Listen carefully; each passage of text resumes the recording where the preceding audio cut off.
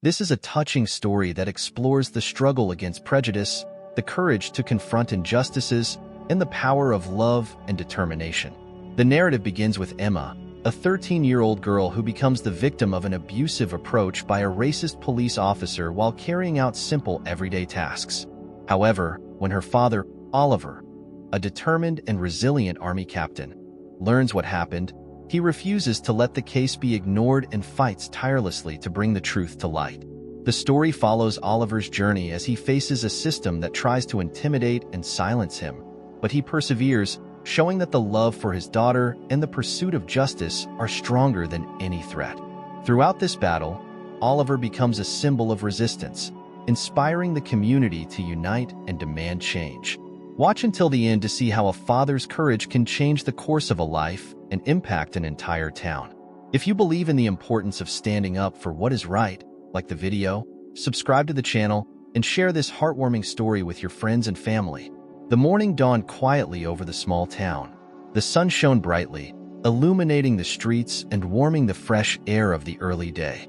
Inside a modest house, Emma Jones was already up, busy with her morning routine. Even at 13, she seemed to carry a premature maturity on her shoulders, a result of the circumstances life had imposed on her.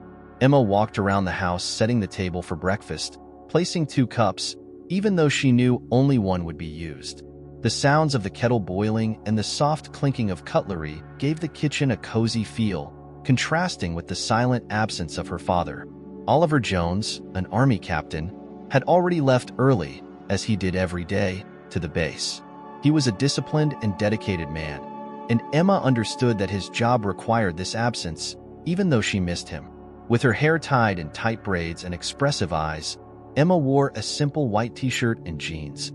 She grabbed a backpack and put some coins in her pocket, ready to head to the local market. Before leaving, she paused, looking at an old photo on the living room shelf.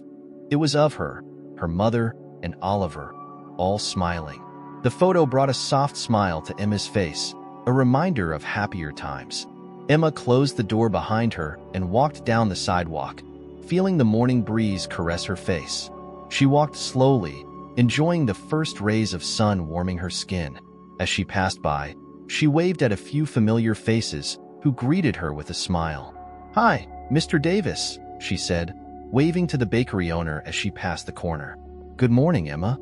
Off to the market," he replied, raising his hand in a friendly gesture. "Yes, sir. I need to buy a few things for lunch," she responded cheerfully before continuing on her way. The smell of freshly baked bread floated in the air, mingling with the gentle aroma of flowers from nearby houses, creating a sense of tranquility in the neighborhood. However, as Emma continued her walk, she noticed a group of people gathering across the street. Curious, she took a quick glance but decided not to pay much attention.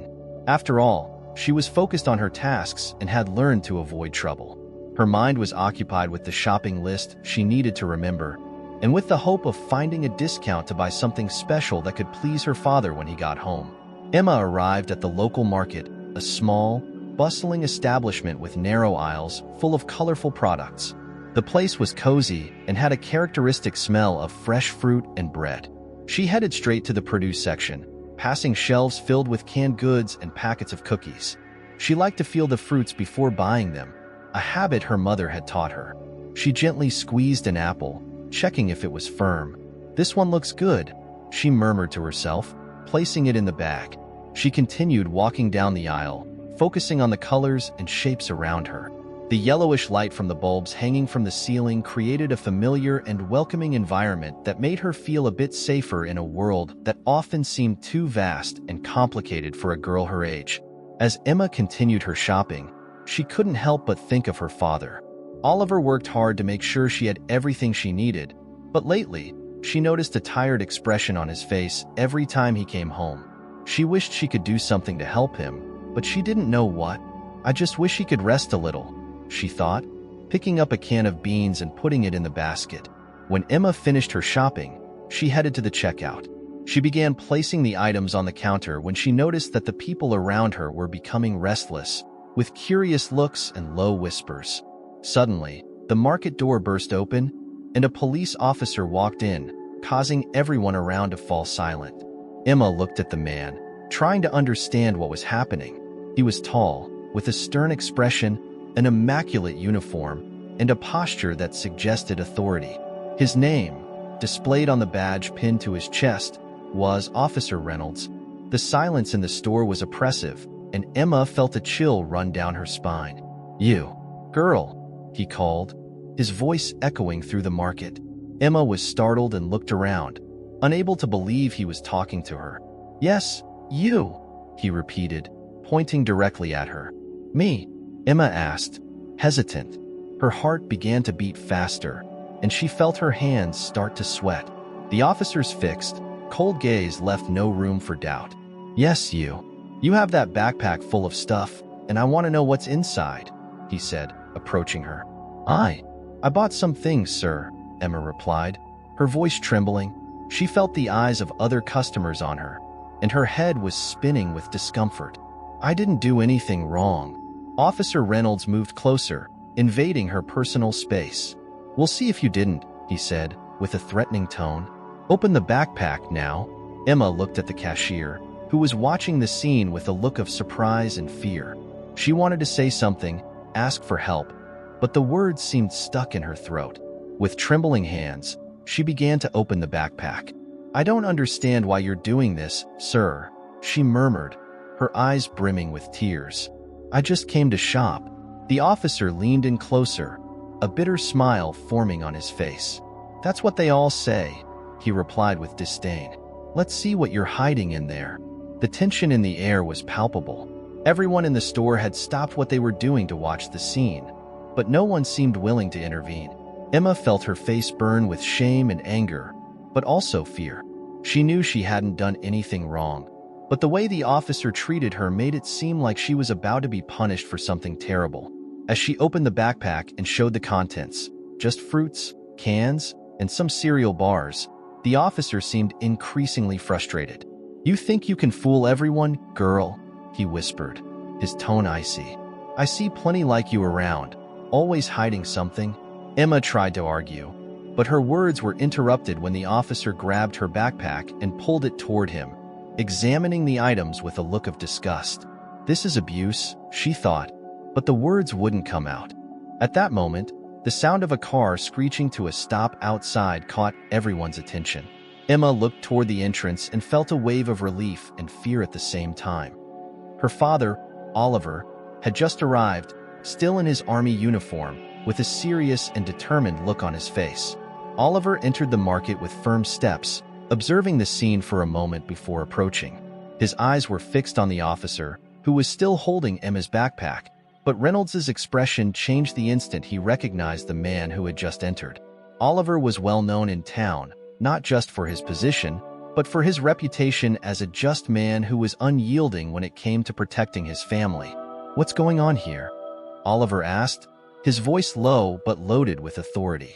The entire market seemed to hold its breath, waiting for what would happen next. The atmosphere in the market was heavy. People watched in silence, as if they were caught in a scene they couldn't look away from. Oliver walked toward Emma and Officer Reynolds, his firm steps echoing on the tiled floor.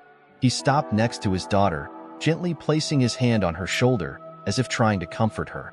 Oliver kept his eyes fixed on the officer, assessing every movement and expression. Officer Reynolds, who had previously been confident and authoritative, hesitated for a moment when he saw Oliver.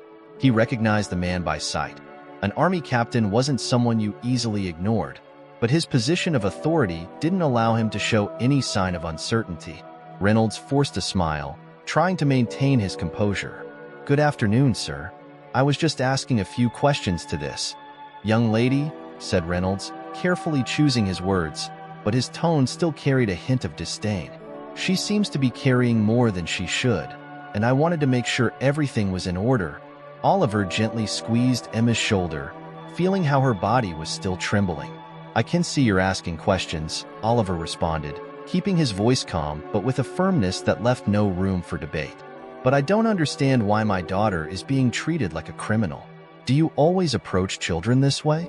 Reynolds blinked, clearly not expecting to be confronted like this. He raised his eyebrows and took a step back, as if preparing to respond, but Oliver didn't give him the chance. I'll ask again. Why are you interrogating my daughter? Emma's eyes darted between her father and the officer. She wanted to disappear, feeling the shame and discomfort bubbling inside her. She had never seen her father this serious in public, and it scared her just as much as the presence of the officer. But at the same time, Oliver's presence there brought her a sense of relief she couldn't quite explain. It was as if, suddenly, she was no longer alone. Officer Reynolds let out an exasperated sigh, trying to regain control of the situation. Sir, with all due respect, I have the right to ask questions when I think something isn't right. This girl, he pointed to Emma with an irritated gesture, was acting suspiciously. I'm just doing my job. Oliver tilted his head slightly, as if considering the officer's words. Just doing your job, he repeated, his tone suggesting doubt. Do you think doing your job includes humiliating a child in front of a store full of people? The market was completely silent. Every word exchanged seemed to weigh a ton, and no one dared to move. Oliver looked directly into the officer's eyes, and it was clear he wasn't intimidated. Reynolds, on the other hand, was beginning to feel the pressure of being challenged so directly. He looked around, realizing that everyone was watching, waiting to see how he would react. This made his expression harden. She was behaving suspiciously, Reynolds repeated, this time louder, as if he wanted everyone in the market to hear. And I am just fulfilling my duty to ensure safety. Oliver took a step forward, closing the distance between him and the officer, but maintaining a calm demeanor. Suspicious of what, exactly, he asked, his voice low and controlled. Of being a black girl buying fruit? Because that's what I see.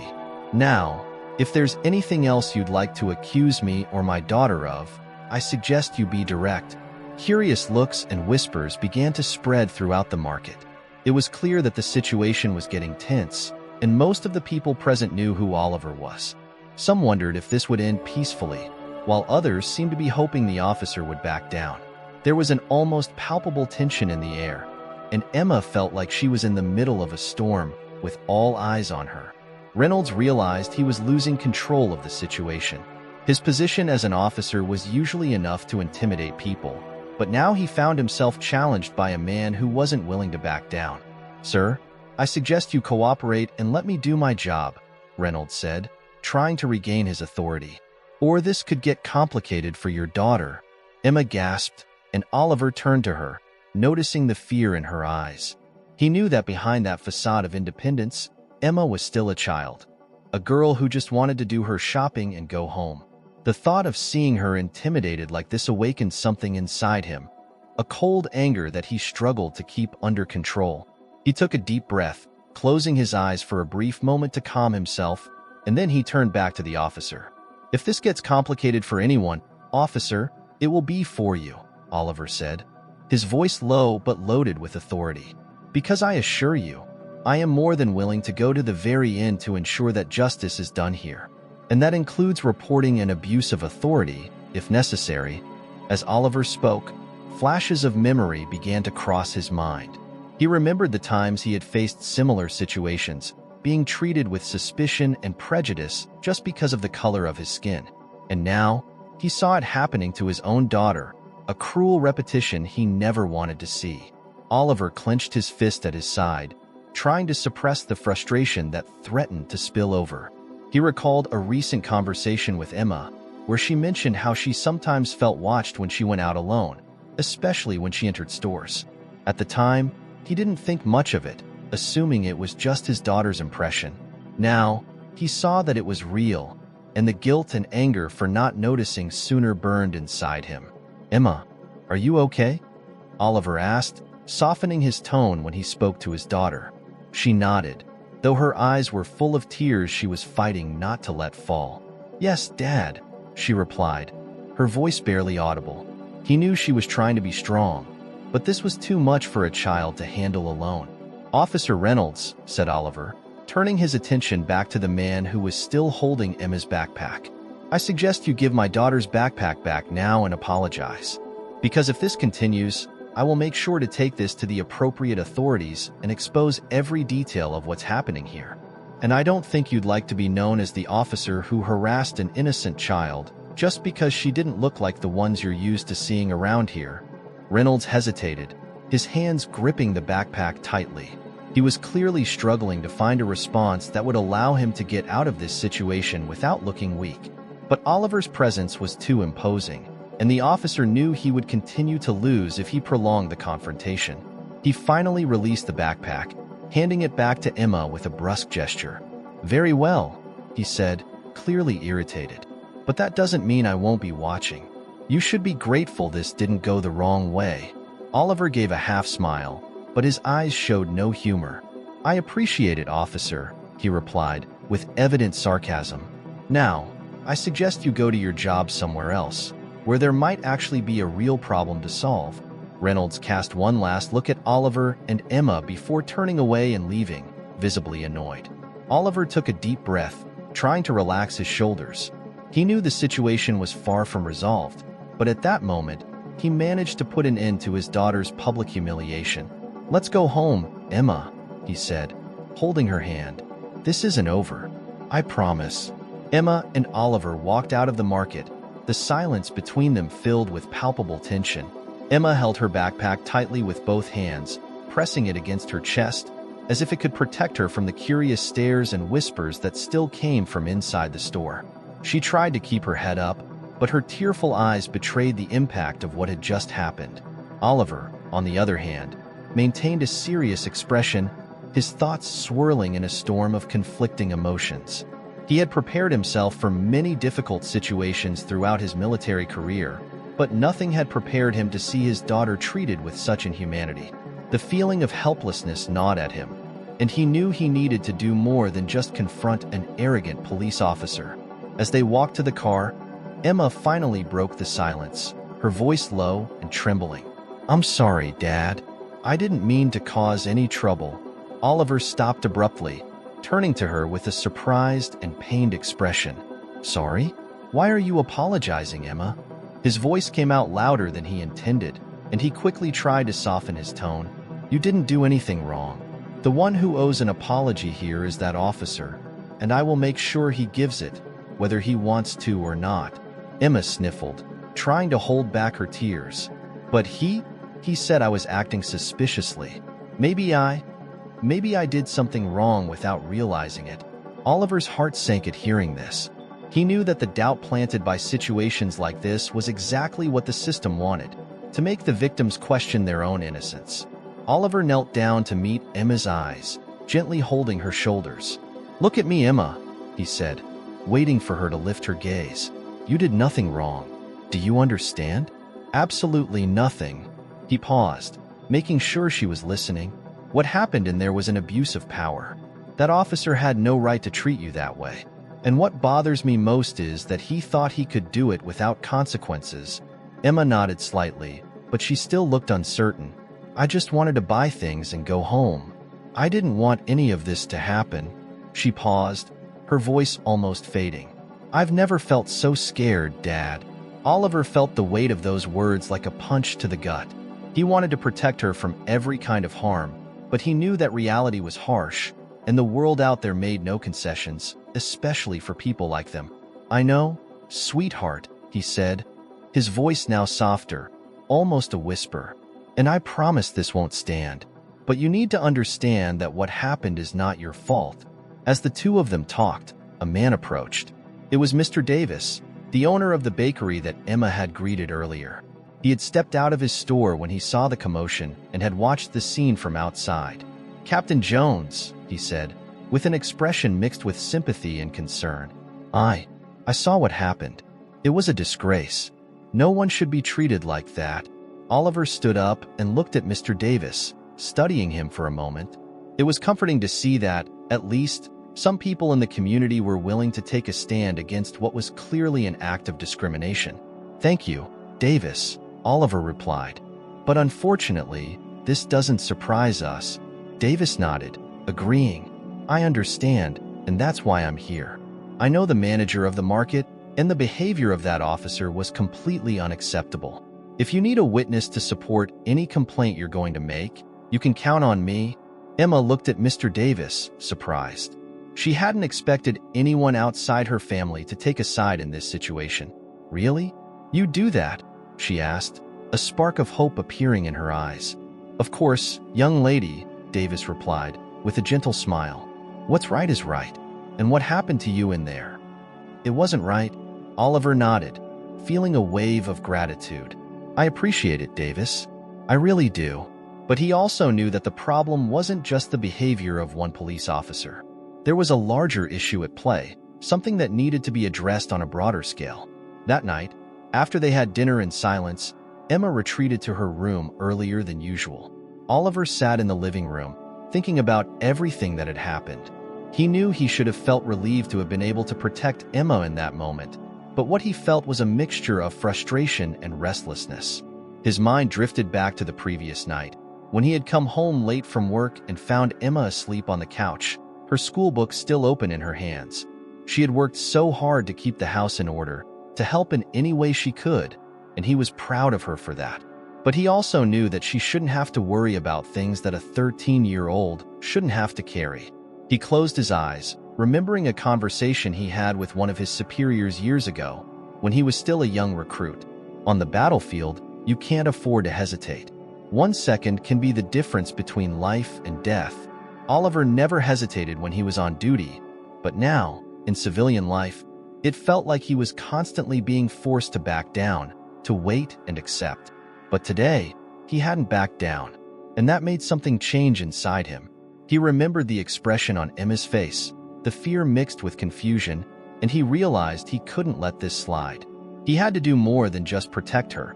He had to make sure she didn't live in a world where this sort of thing was normal.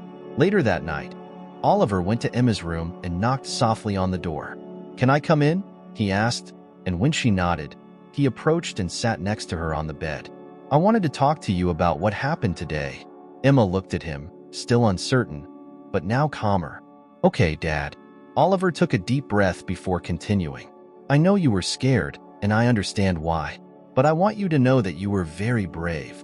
Many people wouldn't have been able to keep calm like you did." Emma gave a timid smile, but it quickly faded. "But I don't want that to happen again, Dad. I just wanted to be treated like everyone else." Oliver took her hand and gently squeezed it. "I know, and that's exactly why I'm going to do something about it. Tomorrow, I'm going to the police station. I'm going to speak to the police chief and report what happened. It may not change everything, but it will be a start. And I'll make sure that officer understands he can't treat people like that." Emma blinked, surprised. You're really going to do that?" "Yes," Oliver replied, with determination. "I have to, not just for you, but for all the kids who have ever gone through what you did today. This can't keep happening." For a moment, Emma's eyes filled with tears, but this time, they weren't from fear or sadness. "Thank you, Dad," she said, her voice full of emotion. "I knew you would always be there for me." Oliver smiled and hugged her, feeling as if, at that moment, he was holding the future in his hands. "I will always be, Emma, always." That night, Oliver stayed awake for hours, planning every word he would say at the police station. He knew it would be a challenge, that there would be resistance, but he didn't care. He had fought many battles, and this would just be another one. But this time, he wasn't fighting just for himself.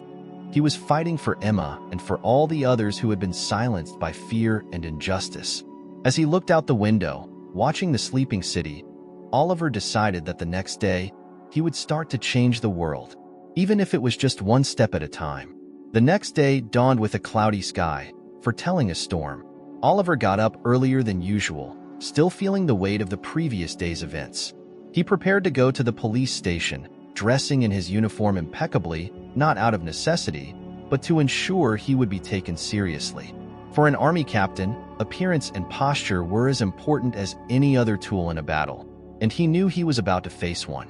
As he finished adjusting his jacket, he heard timid footsteps at the door.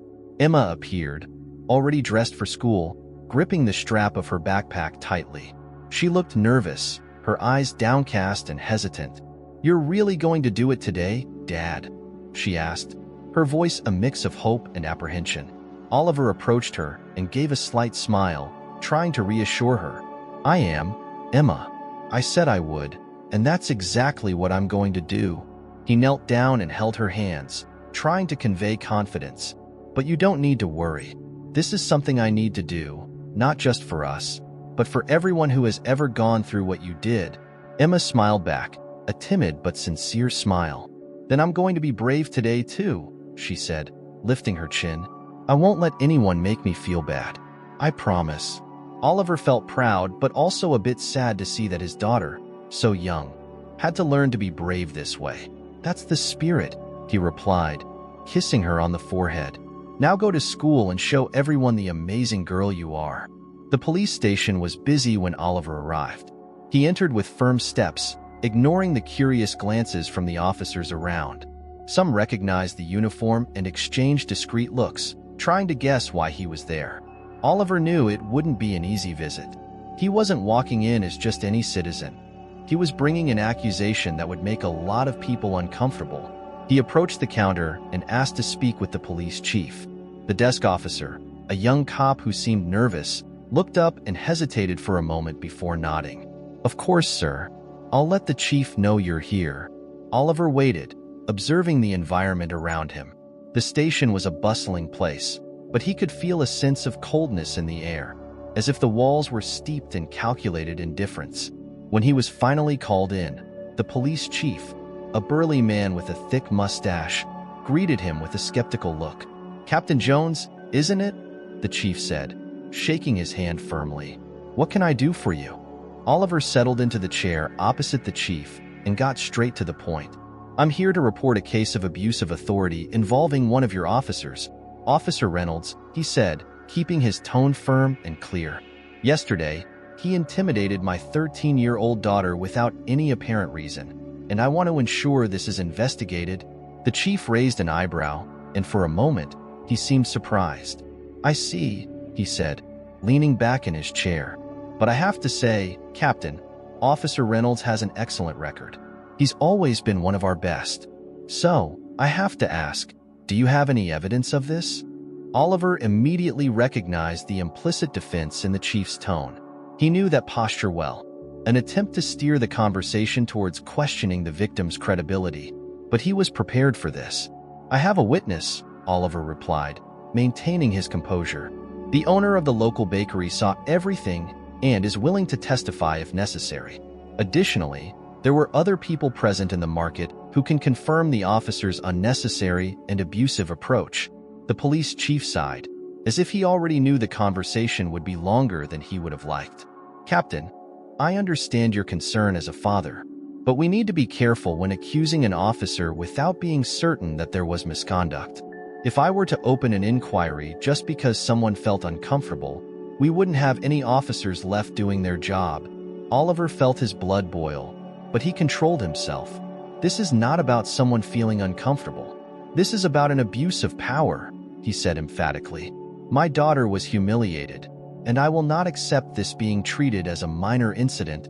The chief looked at him, studying his face for a moment. "Look, Captain, I understand what you're saying, but you need to understand that this is a small town. Everyone knows each other here, and I know Reynolds wouldn't do something like that without a reason. Are you insinuating that my daughter gave a reason to be treated like a criminal?" Oliver asked, his voice now colder, his eyes fixed on the chief. The chief hesitated, realizing that he might have crossed a dangerous line. "That's not what I meant. I just want to make sure all sides are heard before we make any hasty decisions." At that moment, the door to the office opened, and a woman entered hastily. She was a familiar figure to Oliver, Lieutenant Grace Williams, one of the few people in the system he considered fair and straightforward. She looked surprised to see Oliver there, but quickly put the pieces together as she sensed the tense atmosphere. "Sorry to interrupt, sir," she said, addressing the chief, "but I was involved in a case yesterday that might be connected to what Captain Jones is talking about." She turned to Oliver and greeted him with a slight nod. "Captain." The police chief looked confused. "What case?" "I was on patrol that responded to a call at the market shortly after the incident with Officer Reynolds and the young girl. Some people reported that a police officer was intimidating a girl without a clear reason," she explained, handing a report to the chief. "And from what I gathered, those reports were legitimate." Oliver looked at Lieutenant Williams, feeling a glimmer of hope. She was known for being fair, and if she was willing to step in, there might be a chance to make something change. "So, you saw what happened?" Oliver asked. "I didn't see it directly, but I heard about the complaints and made sure to file a report, in case someone wanted to proceed with a formal complaint," Williams replied. "And if you wish to proceed, Captain, I will offer all the necessary support." The police chief rubbed his forehead, clearly uncomfortable with the direction the conversation was taking. "Fine," he said, finally. "I will authorize a preliminary investigation. But I want to be clear that this doesn't mean we're assuming there was misconduct. We need concrete evidence." After the meeting, Oliver left the station with a mix of frustration and relief. He knew the chief's initial resistance was only the beginning of a long and exhausting process, but Lieutenant Williams's presence meant he wasn't alone in this fight. As he walked back to his car, he found the lieutenant waiting for him outside. "Captain, I know you're dealing with a lot, and I respect your decision to proceed with this," she said, looking him directly in the eyes. "But I also need to warn you. The system will fight against any attempt to expose internal flaws. Reynolds has allies here, and they won't want this to become a scandal." "I know," Oliver replied, crossing his arms, "but I've already decided. If the system wants to fight this, then I'll be ready to fight too. I can't let my daughter grow up in a world where she has to be afraid to be herself." Williams nodded, admiring Oliver's determination. "In that case, I'll stand by you. But be prepared to face resistance. They will try everything to discredit you." Oliver thanked her, feeling that at least part of the battle was being won. He knew he needed to go back home and explain to Emma what had happened at the station and how things might get more complicated from here.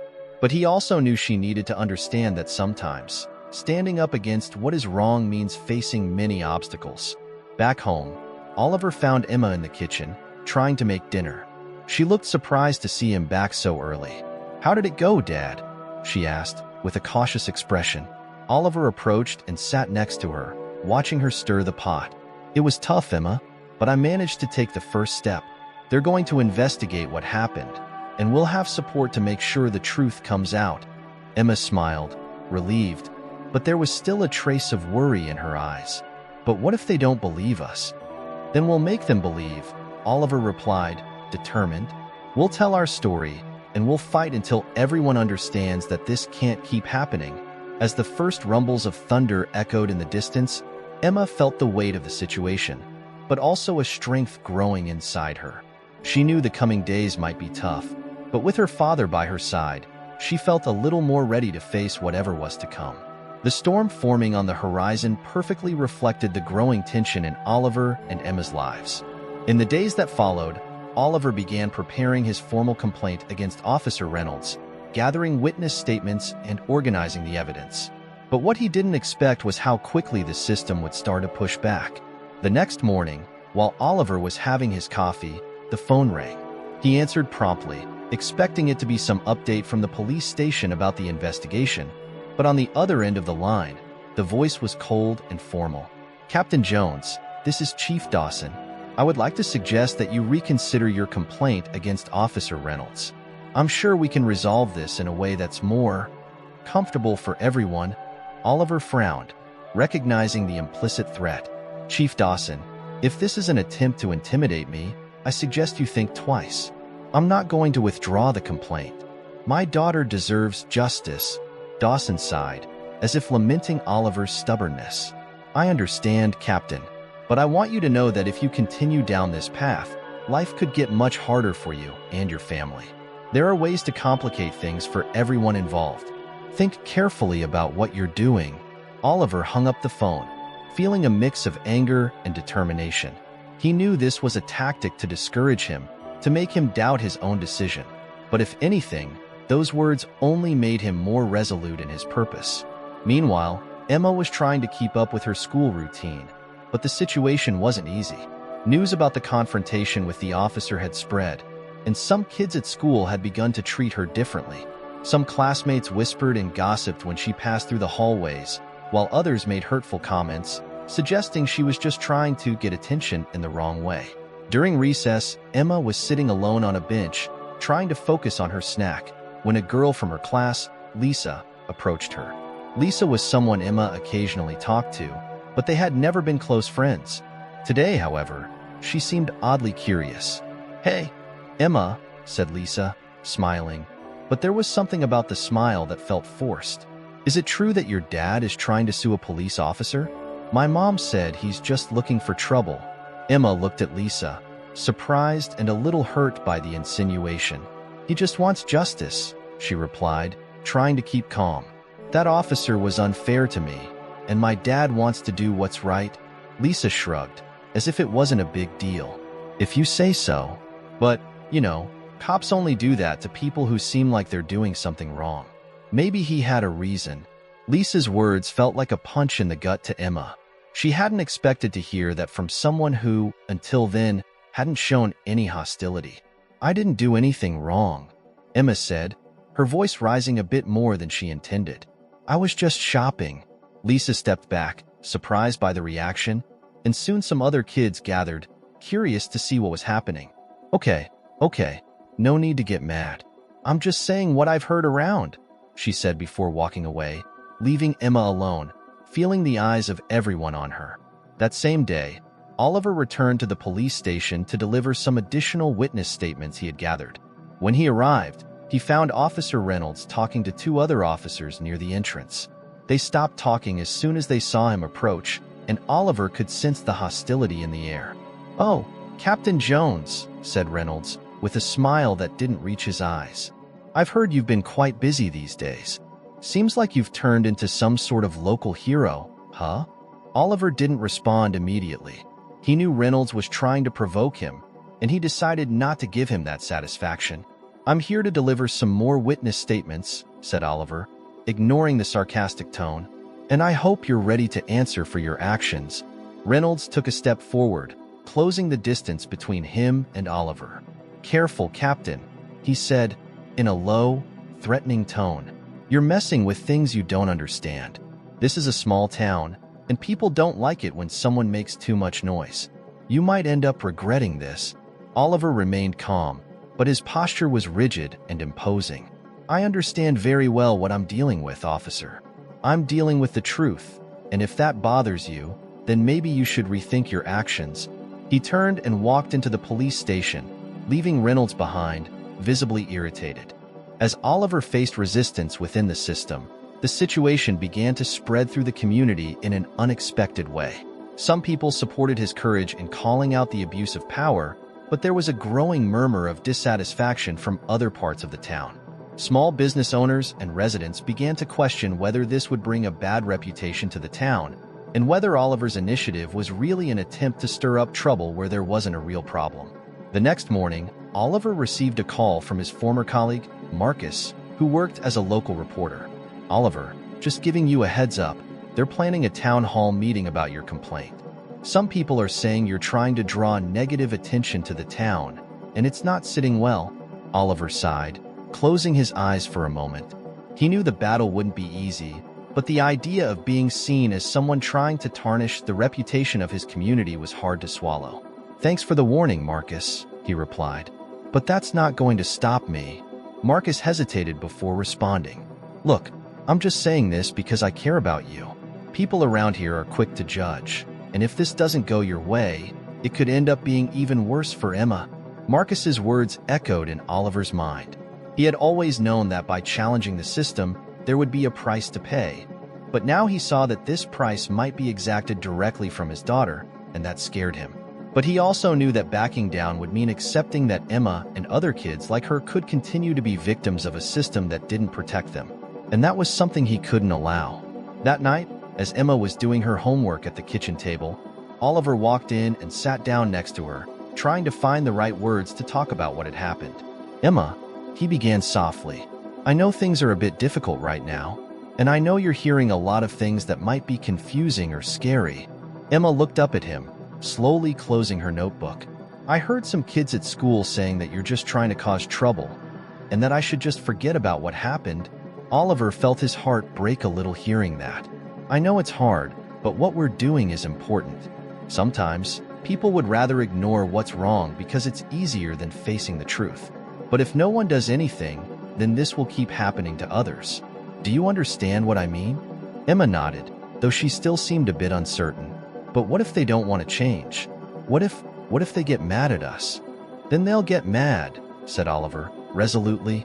But we can't be afraid to do what's right, even if it means facing people's anger or resistance. I promise I'll be with you every step of the way. We'll get through this together. Emma leaned in and hugged Oliver, squeezing him tightly. I know, Dad. I just wish it would all be over soon. Oliver stroked her hair, trying to comfort her. I do too, sweetheart. But I promise we'll keep fighting until it's over. And in the end, we'll come out stronger. The atmosphere of uncertainty and tension only grew as the days passed. Oliver's fight was no longer just against Officer Reynolds. He was now up against an entire system that seemed determined to keep things as they were, no matter the cost. But as he continued to gather evidence and seek support, he realized there was a larger truth at stake. His battle was more than just a simple complaint. It was a fight for the dignity and safety of his daughter and everyone else who could be victims of the same kind of prejudice and abuse. Oliver knew the storm was far from over, and that the winds might get even more violent before they calmed. But as long as he had the strength to stand, he would remain firm. Because this fight was not just a matter of justice, it was a matter of survival. As Oliver and Emma fought to maintain their dignity and seek justice, the pressure was also mounting for Officer Reynolds. Inside the police station, the atmosphere was tense, and his colleagues' glances oscillated between curiosity and caution whenever he passed by. The incident at the market had been talked about not only by the community, but also within the police force, and it bothered Reynolds more than he cared to admit. Sitting at his desk, Reynolds reviewed the week's reports, but his mind was elsewhere. He was thinking about the consequences this situation could bring to his career.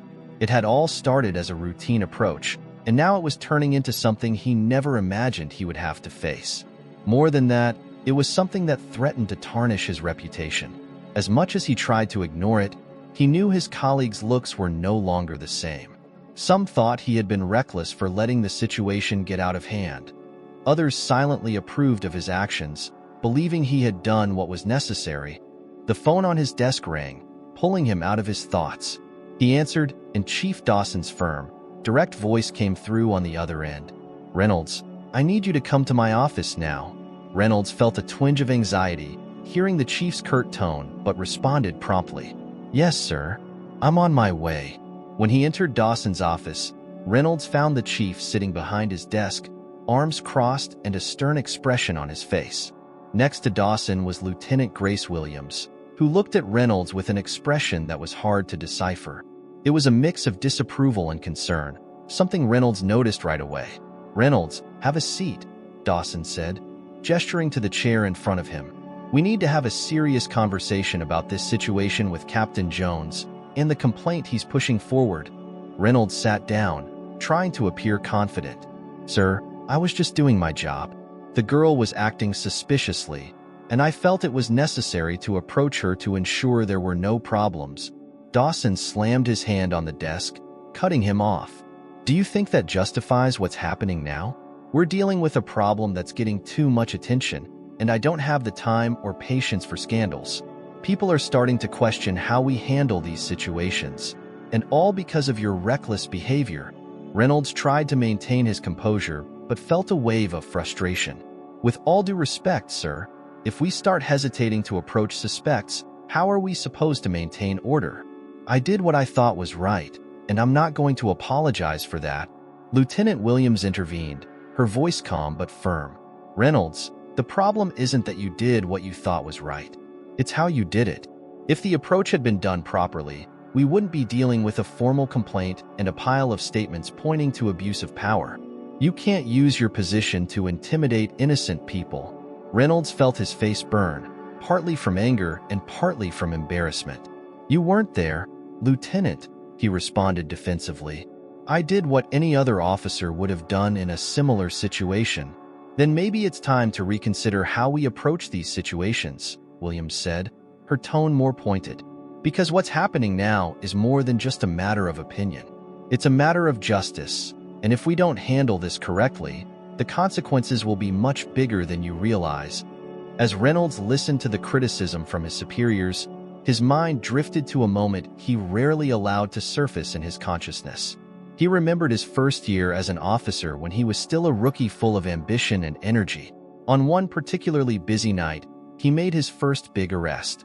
A young man he believed at the time to be a dangerous criminal. But weeks later, he found out the man was innocent, and his aggressive approach had been based on incorrect information. At the time, his superiors had covered up the case, and Reynolds moved on, convincing himself that he had done the right thing. That old incident echoed in the current situation, though he tried to deny the connection. I did what was expected, he thought, trying to convince himself. If I show hesitation, I'll be showing weakness. And weakness is not an option. But no matter how much he tried to justify his actions, a part of him knew that the line between fulfilling duty and abusing power was thin, and perhaps he had crossed it without realizing. Reynolds snapped back to the present, realizing that Chief Dawson was watching him closely. Reynolds, let me be clear. If this situation isn't resolved quickly, your career could be on the line.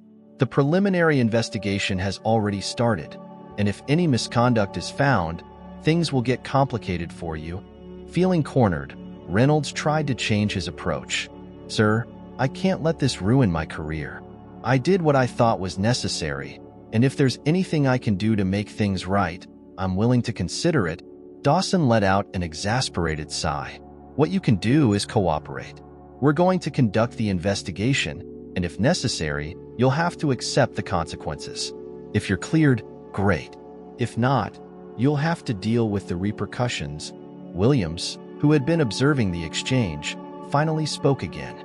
Reynolds, if I can offer some advice, you should consider how your actions affect people. It's not just about doing what's expected of you. It's about doing what's right.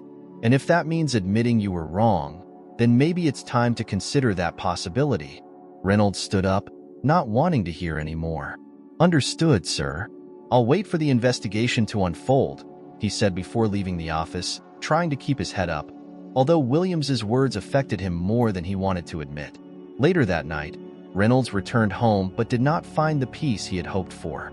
As soon as he walked through the door, his wife, Karen, was waiting in the living room with a serious and worried expression. She was holding a local newspaper, which had a headline about the confrontation between Reynolds and Captain Jones. Can we talk? Karen asked, her tone softer than he deserved at that moment. Reynolds nodded and sat down on the couch, trying to avoid his wife's gaze. Is this true? She asked, holding up the newspaper. Did you really approach a 13-year-old girl like that? Reynolds sighed, trying to defend himself. Karen, I was doing my job. I didn't know she was the daughter of an army captain. I just saw someone who seemed to be acting suspiciously, and I acted as I was trained to act. Karen sat down next to him, placing a hand on his. But do you think that justifies humiliating a child in front of everyone? I understand your job is difficult, but I don't think that's an excuse to treat someone that way, especially a child. Reynolds hesitated before responding. He had always been proud of his job and his firm stance, but now he felt torn. I don't know, Karen, he finally said, his voice lower. I did what I thought was right, but maybe I was too aggressive. I just don't want it to look like I'm failing at my job. Karen squeezed his hand gently. Everyone makes mistakes. What matters is recognizing when something is wrong and trying to do better. If you truly believe you did the right thing, then fight for it. But if there's a part of you that thinks you could have done things differently, then maybe it's time to reflect on that. Reynolds closed his eyes, feeling the weight of her words. He wasn't ready to admit he was wrong, but for the first time, doubt began to grow inside him, like a small crack in a wall he had built over the years. Reynolds stood up, preparing for the next day, but Karen's words echoed in his mind. He knew the road ahead would be full of uncertainties, and that the investigation could reveal aspects he preferred to keep hidden. But one thing was certain: his life would not be the same after this. And as he tried to decide whether to keep defending himself or start admitting that maybe he had crossed a line, he couldn't help but think of Oliver's expression when they confronted each other at the police station. It was the expression of someone who wouldn't give up easily, someone who was willing to fight to the end. And Reynolds knew that, whether he admitted it or not, the battle ahead would be much more than a matter of work. It would be a matter of morality, and he was at a crossroads that would define not just his career, but who he truly was. In the days that followed, Oliver continued his quest for justice with renewed determination. He gathered all the witness statements, gained support from influential figures in the community, and even got Marcus, the local reporter, to publish an article about the case. The article highlighted a father's fight against the system to defend his daughter's dignity, and it quickly gained attention. Local social media began sharing the story, and to Oliver's surprise, many people expressed their support and solidarity. It was a cold, sunny morning when Oliver received an unexpected call. It was Chief Dawson. "Captain Jones, I'd like you to come to the station. It seems we might be close to a resolution," he said, calmly, but with a tone that suggested a truce. Oliver was silent for a moment, trying to understand what the call meant. He hadn't expected things to be resolved so quickly, and although part of him wanted to believe that justice was finally prevailing, another part remained skeptical. "I'll be there in an hour," he replied. Hanging up the phone, he went to Emma's room and shared the news. "The police chief wants to talk. Maybe they're finally willing to do the right thing," he said, trying to keep a positive tone. Emma smiled, but there was a shadow of worry in her eyes. "I hope so, Dad," she replied. "I just want this to be over." When Oliver arrived at the police station, the atmosphere felt unusually calm. He was greeted by Lieutenant Williams, who welcomed him with a discreet smile. "Captain, good to see you," she said. "I've heard that Chief Dawson wants to resolve this quickly. It seems your persistence is starting to pay off." Oliver nodded, feeling a wave of hope. "I hope so, Lieutenant. I just want this all to end so Emma can move on." She guided him to Dawson's office, where the chief was sitting behind his desk, flipping through some papers.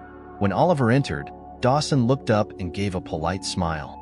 "Captain Jones, thank you for coming. I'll get straight to the point. After considering the evidence and statements, we're prepared to offer a settlement." Oliver took a seat, maintaining an attentive posture. "What kind of settlement?" Dawson placed a document on the desk and slid it toward Oliver. "Officer Reynolds will be suspended for a week, and will issue a formal apology to your daughter. Additionally, we will conduct a training session for all our officers on non-discriminatory practices and approaches. If you accept the settlement, we can close this matter immediately." For a moment, Oliver felt a wave of relief. The idea of a suspension and a public apology seemed like a step in the right direction. He began to read the document, but as his eyes moved over the clauses, his expression changed. There was a specific condition that caught his attention, a clause that prevented any future legal action against Officer Reynolds or the police station. Essentially, they were offering an apology in exchange for complete immunity. Oliver placed the document back on the desk and looked directly at Dawson. "So, basically, you want me and my daughter to accept an apology and move on, without ensuring that this won't happen again. Is that it?" Dawson leaned forward, keeping his tone calm. "Captain, I understand your frustration, but we need to be practical. What you're asking for is systemic change, and that takes time. We're willing to take immediate steps to ensure something like this doesn't happen again, but we can't make grand promises. Accept the settlement, and we can all move on." Oliver felt the anger rising within him. What you're offering isn't justice. It's a deal to clean up the station's image and protect someone who abused their power. You think a one-week suspension and a generic apology will fix this? No, Chief Dawson. That's not enough. Dawson took a deep breath, as if trying to contain his frustration. "Captain, you're in a difficult position, and, frankly, this is the best offer we can make. If you keep pushing, things could get even more complicated for everyone." The conversation quickly turned into a confrontation. Oliver refused to accept the settlement, and Dawson began to lose his patience. "Do you think this is going to change anything, Captain?" Dawson asked, his voice growing colder. "If you pursue this, you can be sure there will be retaliation. Reynolds has many friends here, and they'll use every means they have to make your life difficult." Oliver remained calm, but his tone was firm and full of determination. "I'm not going to bow down to threats. I won't accept a settlement that doesn't bring real justice. If it means facing more resistance, then that's exactly what I'll do. My daughter deserves better than this." The tension in the room was palpable. Dawson leaned back in his chair, observing Oliver for a moment before speaking. "Very well. If that's your choice, then there's nothing more we can do. The investigation will continue, but I want you to know that there will be no extra support for you now. You'll be on your own." Oliver stood up, picking up the document he had declined. "I've always been on my own," he said before leaving the room. Oliver's refusal to accept the settlement had immediate consequences. In the days that followed, he began to notice subtle changes, and others that were not so subtle. When he passed by Mr. Davis's bakery, the man who had promised to testify, Davis seemed more reserved, avoiding eye contact. Oliver approached and tried to talk to him, but Davis stammered, looking uncomfortable. I'm not sure I can get involved in this anymore, Captain," Davis said, with a worried look. "People around here are starting to get uneasy. Some officers came by yesterday and said it would be better if I didn't meddle where I wasn't invited." Oliver felt a wave of disappointment, but he understood what was happening. The pressures and threats were starting to spread, affecting not just him but anyone who tried to support him. "I understand, Davis, but I want you to know that I still appreciate you taking a stand. I don't expect anyone to risk themselves for me." Davis looked relieved, but also a little ashamed. "I'm sorry, Captain. I really am." Additionally, Oliver began receiving suspicious and even hostile looks from some people in the community. It was as if, suddenly, he had become the villain for challenging the status quo. At the market, where he was once greeted with smiles and hellos, people now just muttered and looked away. Back at home, Oliver found Emma sitting at the kitchen table, flipping through a notebook, but she seemed distant. He sat down next to her, noticing that something was wrong. "How was your day, Emma?" he asked, trying to sound casual. Emma looked at him, and he saw a sadness in her eyes that tore him apart. "Dad, I heard some kids at school talking. They said you're just causing problems for everyone, and that if you don't stop, they're going to make you regret it." Oliver felt a tightness in his chest. He knew Emma was suffering because of all this, and the idea that she might be targeted because of his actions tormented him. "Emma, I know this is hard, but you need to trust that what we're doing is right. We can't let these things keep happening, and if I agree to stay quiet now, it means nothing will ever change." Emma lowered her gaze to the notebook, her hands gripping the edges of the pages. "But I'm scared, Dad. What if they do something to you? What if they try to hurt us?" Oliver took a deep breath, trying to find the right words. "I know you're scared, and I am too, but that's why we have to be brave. It's not easy to stand up against what's wrong, and often people will try to make us give up. But I promise I'll do everything I can to protect you, and I won't let anyone intimidate us." She nodded slowly, and Oliver held her hand. "You're the reason I'm doing this, Emma, because I want you to grow up in a place where you don't have to be afraid of being who you are. And I will keep fighting until that's possible." The road seemed increasingly difficult, and the hope Oliver had felt when he received Dawson's invitation to negotiate had been replaced by a bitter sense of disillusionment. He realized that the system was playing dirty, using tactics to silence any attempt at true change. But amid all the hardships, there was one thing he would not lose: his determination to protect Emma and ensure she saw a better future. As night fell and the storm finally dissipated, Oliver stood on the porch, looking out into the darkness. He knew that the real battle was yet to come, and that he would have to face forces bigger and more dangerous than he had expected. But despite everything, he was not willing to back down, because he knew that sometimes you have to go through the deepest darkness before you finally see the light. Oliver knew that fighting against the system couldn't be done alone, but the growing isolation he felt was starting to weigh on him. While he faced resistance from the community and tried to shield Emma from the worst, he realized that he needed allies who were willing to help him in this battle, even if it meant facing consequences. One such unexpected ally turned out to be Lieutenant Grace Williams. One afternoon, Grace invited Oliver for coffee at a discreet spot outside the city center. She wanted to discuss the progress of the investigation and share some information, but she also had a personal concern she wanted to express. They met at a quiet cafe, where the aroma of fresh coffee filled the air, creating a warm contrast to the tension that lingered between them. "Captain, thank you for agreeing to meet me," Grace said, as she placed a cup of coffee in front of him. "I know things are complicated, but I wanted you to know that some people are still on your side." Oliver smiled, a tired but sincere smile. "I appreciate it, Lieutenant. Lately, it feels like the list of allies is getting smaller. It's good to know that someone still believes it's worth fighting for this." Grace nodded, but her expression was serious. "I've been following the investigation, and while it seems like we're making progress, there are a lot of obstacles being put in the way. Some of my colleagues are reluctant to cooperate, and that's not a good sign. I've received clear orders from above to keep a low profile on this case." As Grace spoke, Oliver could see that she was uneasy. There was something more she wanted to say, but she seemed hesitant. He decided to give her the time she needed to gather her thoughts, but eventually, she looked at him, her eyes reflecting a mix of determination and vulnerability. "Oliver, I joined the police because I believed I could make a difference. But lately, I feel like I'm in a constant battle, not against crime, but against a system that prefers to sweep things under the rug. And seeing how they're trying to silence your complaint only reinforces that." Oliver leaned forward, intrigued by her revelation. "What are you saying, Grace?" "I'm saying that if you keep pushing, you'll be dealing not just with Reynolds, but with the entire structure that protects him. And I have to be honest, this could come at a high cost.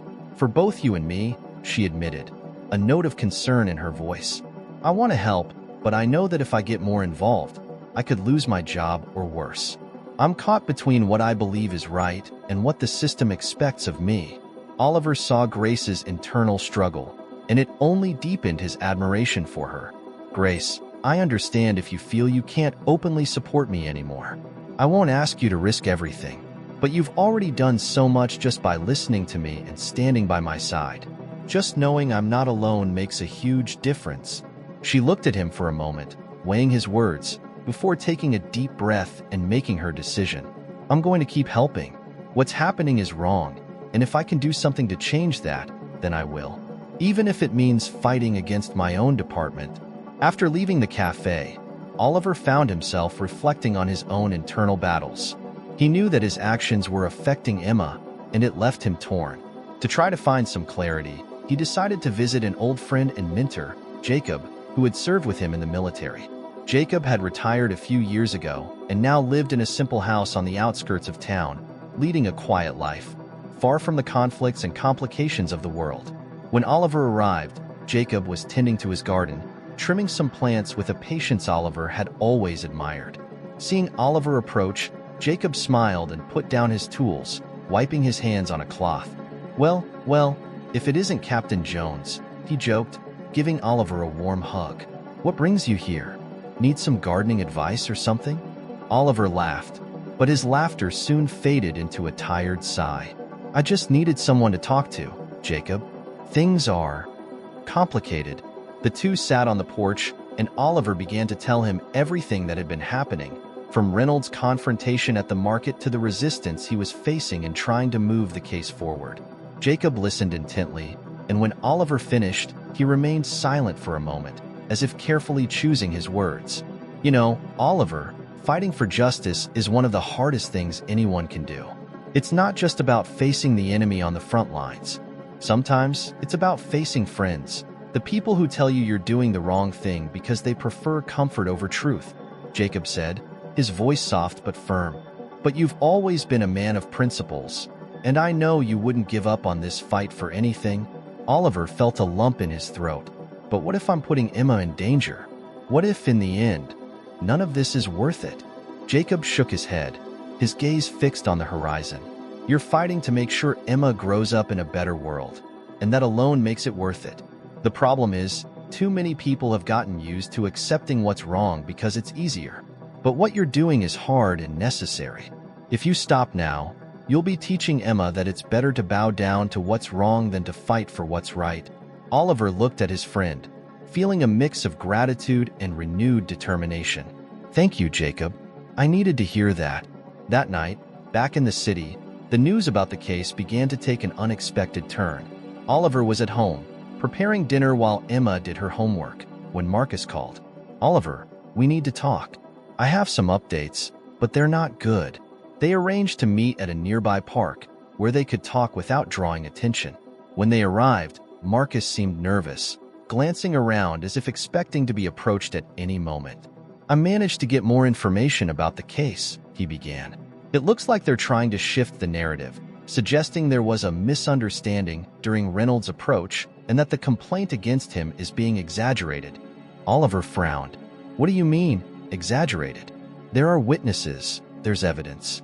"This isn't a misunderstanding," Marcus sighed, clearly troubled by the situation. "They're painting you as someone trying to create a crisis where there isn't one.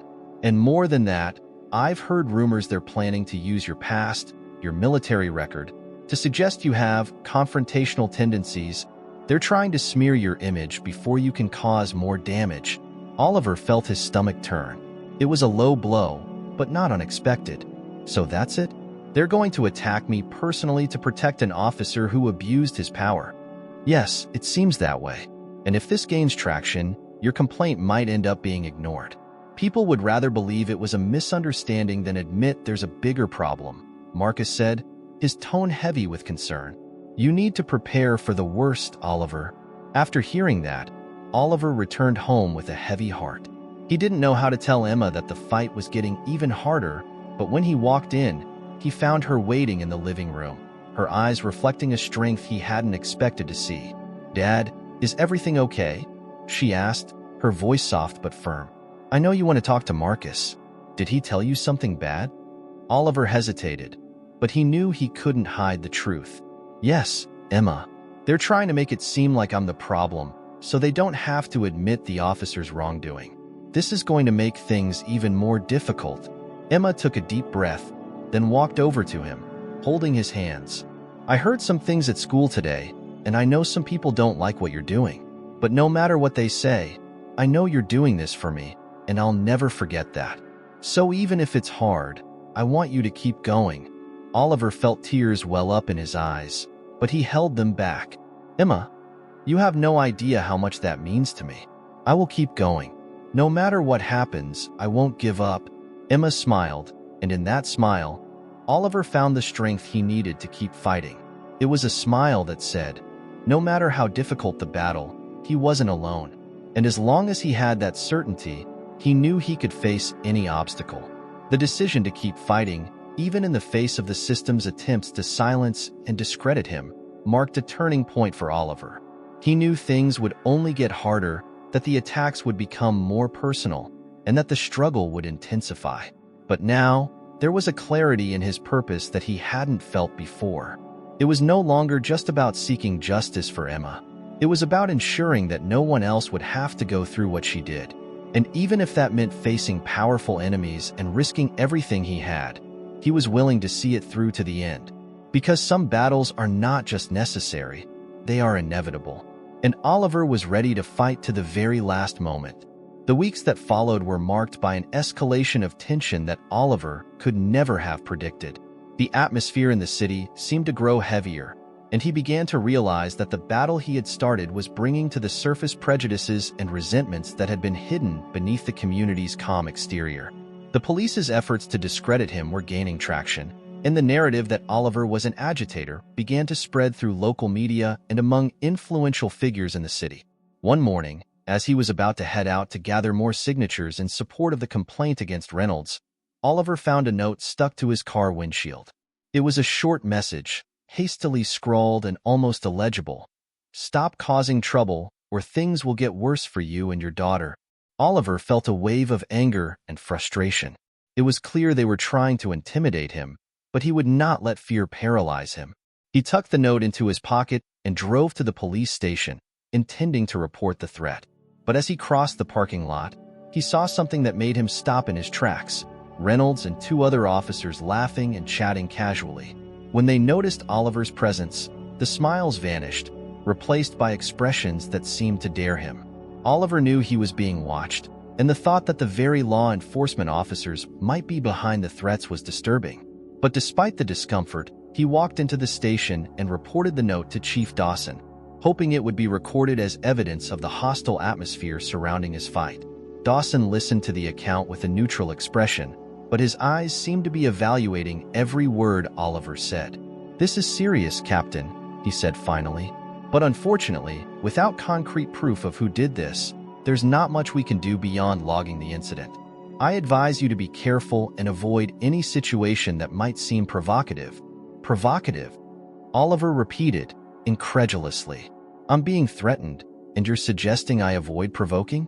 The ones being provocative here are those trying to intimidate me into giving up. Dawson raised his hands in a conciliatory gesture. Don't get me wrong, Captain. We are investigating the case, but we also need to maintain order. Everyone's eyes are on this now, and we need to avoid the situation becoming a spectacle. Oliver left the station with the bitter feeling that his report had been treated as a minor inconvenience. It was clear to him that Dawson wanted everything to be resolved quietly, without causing too much uproar. And that desire to protect the station's image was working against any chance of real justice. That afternoon, Oliver decided to stop by Mr. Davis's bakery to grab a coffee and try to gather his thoughts. When he arrived, he noticed the place was emptier than usual, and Mr. Davis seemed agitated, moving quickly from one side of the counter to the other. When Davis saw him, he hesitated before approaching. "Captain Jones," he said, forcing a smile that looked more like an apology. I've heard things are getting complicated. People are talking, and they don't like how all this is being handled." Oliver leaned forward, concerned. "What do you mean, Davis?" Davis glanced around, as if afraid someone was listening. "Some important people in town have come by over the past few days, saying I should keep my distance from your case. They hinted that my business could suffer if I continued to be involved." Oliver felt a weight in his chest. "So you're saying you can't support me anymore?" "That's not it," Davis replied, his voice almost a whisper. "But I need to protect my family. I can't afford to risk losing everything over this. I hope you understand." Oliver nodded slowly, trying to mask his disappointment. He couldn't blame Davis for protecting what was his, but it was a clear sign that the system was mobilizing to isolate and weaken his movement. "I understand, Davis, and I appreciate what you've done so far. I don't expect anyone to make sacrifices for me, but I won't give up." Davis seemed relieved, but also a little sad. "I wish you all the luck, Captain. I just hope you can settle this before things get worse." Frustrated by the situation, Oliver decided to seek advice from Grace Williams, the lieutenant who had shown support from the beginning. He met her at the same cafe where they had met before, and he quickly noticed that she was more serious than usual. "Grace, they're trying to intimidate me," Oliver said, showing her the note he had found. "This was left on my car this morning, and I know they're pressuring people in the community to distance themselves from me. They want me to give up." Grace read the note, her expression hardening. "I knew they'd try something, but I didn't expect them to go this far. Oliver, you need to be very careful. I'm not just talking about you, but about Emma as well. If they're willing to intimidate you, they won't hesitate to use other means to silence you." "I won't give up, Grace," Oliver said, the determination burning in his eyes. "But I need to know who I'm dealing with. If there are more people involved in this than just Reynolds, I need to find out." Grace looked around, as if making sure no one was listening, before leaning forward and speaking in a low tone. "There's a group within the department, a sort of closed circle. They protect each other and those who are loyal to them. Reynolds is part of that group. I've heard rumors they're planning something to discredit you, but I haven't been able to find out exactly what." Oliver felt a chill. He knew there was resistance, but the idea of an internal group working to sabotage him made everything even darker. "And what would they do? Plant something against me? Try to frame me?" Grace hesitated before finally answering. "It's possible. They're careful, but they're also getting desperate. If this keeps getting attention, they might decide to act more aggressively. And that's why I need to ask you to seriously consider Emma's safety. I know you can take care of yourself, but she's a child. We can't let her get hurt because of this." While Oliver and Grace discussed the situation, Emma was also facing her own battle. At school, things had gotten considerably worse. Hurtful comments and hostile stares had become part of her daily life. One afternoon, as Emma was preparing to leave, she was approached by a group of classmates who surrounded her in the yard. "You think you're better than us because your dad's a hero, huh?" said one of the boys, a cruel smile on his face. "But everyone knows he's just causing trouble. He should stop embarrassing the town." Emma tried to ignore them, but the words stung. "My dad is trying to do what's right," she said, her voice firm but shaking with anger. "He's not causing trouble, he's fighting for justice." "Oh, yeah? And what if he makes things worse for everyone?" retorted one of the girls, crossing her arms. "You should tell him to stop, before everyone starts hating you even more." Emma felt a tear roll down her cheek, but she quickly wiped it away, refusing to give them the satisfaction of seeing her cry. "I'm not going to ask him to stop," she said, with a courage that surprised even herself. "I believe in what he's doing, and no one's going to make me change my mind." That night, Oliver came home to find Emma sitting in the living room, wrapped in a blanket, watching a show on TV but clearly not paying attention. He sat next to her and put his arm around her shoulders. "How was school today?" he asked, trying to sound casual. Emma hesitated before finally answering. "Some kids said horrible things about you. And about me. They said you're ruining everything, that things will get worse because of what you're doing." Oliver felt his heart ache. "I'm sorry you have to go through this, Emma. If I could, I'd take all this pain away from you." Emma looked at him, her eyes shining with determination. "I know it's going to be hard, Dad, but I don't want you to stop, even if people don't like it, because what you're doing is right. And I'm proud of you." Oliver held Emma's hands, feeling the tears threaten to fall. "I promise I'll keep fighting, no matter what happens. And together, we'll get through this." As night fell and the darkness outside seemed to swallow the city, Oliver knew that the fight was far from over. But now, more than ever, he was determined not to let the threats and intimidation silence him. Because this fight wasn't just for Emma, it was for everyone who had ever been silenced by fear and injustice. And he was willing to go to the end, no matter the cost.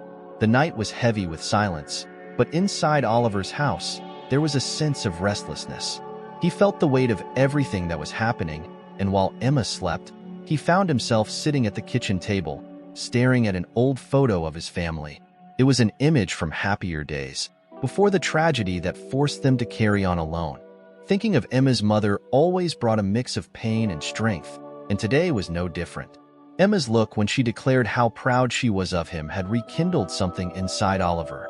He had always tried to be a strong father, someone she could admire and trust, but now he felt like he was being tested in ways he never imagined.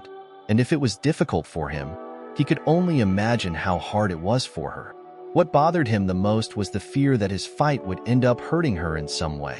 As he ran his fingers along the edge of the photo, his thoughts were interrupted by the sound of his phone vibrating. It was a message from Marcus, the reporter who had been helping cover the case. "Oliver, we need to talk. Something big is happening. Meet me at my office tomorrow morning." Oliver sighed, putting the phone back in his pocket. He knew things were far from getting better, but Marcus's message brought a new wave of concern. Something big? He could hardly imagine what it might be, but he was already mentally preparing to face another obstacle. The next morning, Oliver arrived at Marcus's small office, a cramped space filled with stacks of newspapers and documents. Marcus looked anxious and motioned for him to sit, closing the door behind him.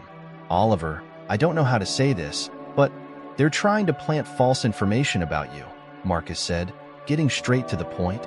"I just got a tip from a reliable source that some people inside the police are trying to manipulate your military service record to suggest that you had aggressive behavior in the past. They want to paint you as a troublemaker, someone with a history of causing issues." Oliver sat in silence for a moment, trying to process what he had just heard. "That's ridiculous. My record is clean, and any suggestion otherwise is a lie. How do they expect this to work?" "They don't need solid proof, Oliver. They just need to plant the doubt," Marcus explained, frustration evident in his voice. "Once that narrative starts circulating, some people will believe it, and others will simply use it as an excuse to discredit you and your cause. They're desperate, and that means they'll do anything to silence you." Oliver felt his blood boil. "I won't let that happen. If they want to start spreading lies, I'll respond with the truth, and I'll make sure everyone knows what they're trying to do." Marcus nodded, but his expression was one of concern. "I'm on your side, and I'll publish the truth. But you need to understand that things are going to get even harder from now on. And if they're willing to go this far to discredit you, who knows what else they might do." Back at home, Oliver sat on the couch, thinking about everything Marcus had said. He knew he was walking a fine line, and each step he took put him at greater risk. But there was a decision he needed to make, one he had been putting off since the beginning. How far was he willing to go to protect Emma while still fighting for justice? He picked up the phone and called Jacob, the old friend and mentor who always offered a clear and straightforward perspective. When Jacob answered, Oliver got straight to the point. "Jacob, I need some advice. They're trying to destroy me. They're messing with my record, trying to paint me as someone dangerous. I don't know what to do." Jacob was silent for a moment before responding. "Oliver, I'm going to be honest with you. This is a fight you knew would be dirty and tough. You're up against a system that doesn't want to change, that is comfortable keeping things the way they are. But you also knew this wasn't just about you, and that's what gives you strength. They can try to discredit you, but they can't erase the truth. And the truth is what will win if you're willing to see this through to the end. But what if they hurt Emma in the process?" Oliver asked, his voice heavy with fear and concern. "I don't know if I can risk that." Jacob took a deep breath. "It's a real risk, Oliver. But let me ask you something. If you stop now, do you think that will protect Emma? Or do you think it will teach her that when things get tough, the right thing to do is to give up?" Oliver closed his eyes, letting Jacob's words echo in his mind. He knew the answer, even if he feared the consequences. "I understand, Jacob, and I think you're right. I won't stop. I just needed to hear that." Late in the afternoon, Grace Williams showed up at Oliver's door. She looked serious, and he knew she had important news. They sat down in the living room, and she didn't waste any time explaining why she was there. "Oliver, I just found out they're planning to arrest you," she said, her voice low, as if the words were difficult to speak. "They're trying to come up with a pretext to detain you, claiming that you threatened someone or are destabilizing public order." Oliver felt his stomach drop. "Arrest? Based on what?" "They're fabricating evidence," Grace explained, the anger clear in her voice. "I managed to intercept some documents, and it's clear they're trying to create a situation to justify an arrest. Probably to silence you, at least temporarily, and discredit everything you're trying to do. This is illegal. They can't just make something up like that," Oliver said, incredulously. But deep down, he knew that if they were willing to tarnish his name, they wouldn't hesitate to do the same to incriminate him. "They can't, but they will try," Grace replied, with a look of regret. "And that's why I needed to warn you. You need to be prepared, and you need to have someone who can help prove your innocence if this happens." That night, as Oliver tried to process everything, Emma walked into the room and noticed her dad's worried expression. She knew something was wrong, and after hesitating for a moment, she finally asked, "Dad, do you think they'll be able to make you stop?" Oliver looked up and met her eyes, seeing the fear mixed with hope. He felt a tightness in his chest because he knew he couldn't promise that everything would be okay. "I don't know, Emma. They're trying everything to make me stop, and now it looks like they're willing to do even worse things. But I will fight until the very last moment." Emma moved closer and sat beside him, holding his hand. "I know you're doing this for me, and I'm grateful for that. But if you think you could get hurt, I understand if you want to stop." Oliver was surprised to hear this, but also touched by Emma's maturity. He placed his hand on her shoulder, looking into her eyes. "I've thought about that, sweetheart. And as much as I want to protect you from all of this, I know that if I back down now, they'll win. And not just against me, but against everyone who believes we can do things differently. And if I stop, what will that teach you?" Emma looked at him for a long moment before smiling, a small but determined smile. "Then don't stop. I believe in you. And if you don't give up, I won't either." Oliver knew the next days would be critical. They were trying to silence him, discredit him, and now they were threatening to arrest him. But what they didn't understand was that the more they tried to bring him down, the more he felt the need to fight. It wasn't just for Emma. It was for everyone who lived under a system that preferred to protect its own rather than ensure justice. He had allies, but he also knew he was heading into a situation that could push him to his limits. And if they really did come after him, he would have to be ready for the toughest fight of his life. But one thing he was certain of, as long as he had Emma by his side, and as long as there was a chance to make a difference, he wouldn't back down. The night was darker than usual, and the wind howled outside, as if signaling that an even greater storm was approaching. But inside the house, there was a flame of hope that would not easily be extinguished. Oliver knew that the fight wasn't just about facing the enemies he could see, but also those who tried to operate in the shadows. And he was ready to confront them, no matter the cost. The following morning, Oliver was mentally prepared to face any new attempts at intimidation. But when he received a call asking him to come to the police station to discuss an important development in the investigation, he knew the day would be even more challenging than he had anticipated. Grace's words about a possible attempt to arrest him echoed in his mind, and he knew he had to be ready for anything. Upon arriving at the station, Oliver found Officer Reynolds waiting for him at the entrance, along with 2 other officers. They looked more like a line of defense than colleagues, and Oliver immediately realized he wasn't being called in for a simple meeting. Reynolds stepped forward, a cold, calculated smile on his face. "Captain Jones," said Reynolds, leaning slightly toward Oliver. "It's always a pleasure to see you around here. But today, I have news that you might not like." Oliver kept his expression steady, refusing to be intimidated. "Whatever it is, officer, it won't surprise me. You've been trying everything to shut me up." Reynolds' smile widened, but his eyes remained cold. "That's exactly what you still don't understand. We're not trying to silence you. We're trying to make you see that this fight is causing more problems than it's solving. And for everyone's sake, maybe it's time you reconsidered." Reynolds gestured to the officers beside him, and they stepped aside, allowing Oliver to proceed to the interrogation room, where Chief Dawson was already waiting. Upon entering, Oliver sensed the tension in the air and noticed the grim look on Dawson's face, as if he was preparing for an inevitable confrontation. "Captain Jones," Dawson began, without preamble, "I asked you to come in because we've reached a point where we need to resolve this situation once and for all. The investigation is moving forward, but we now have a public safety issue.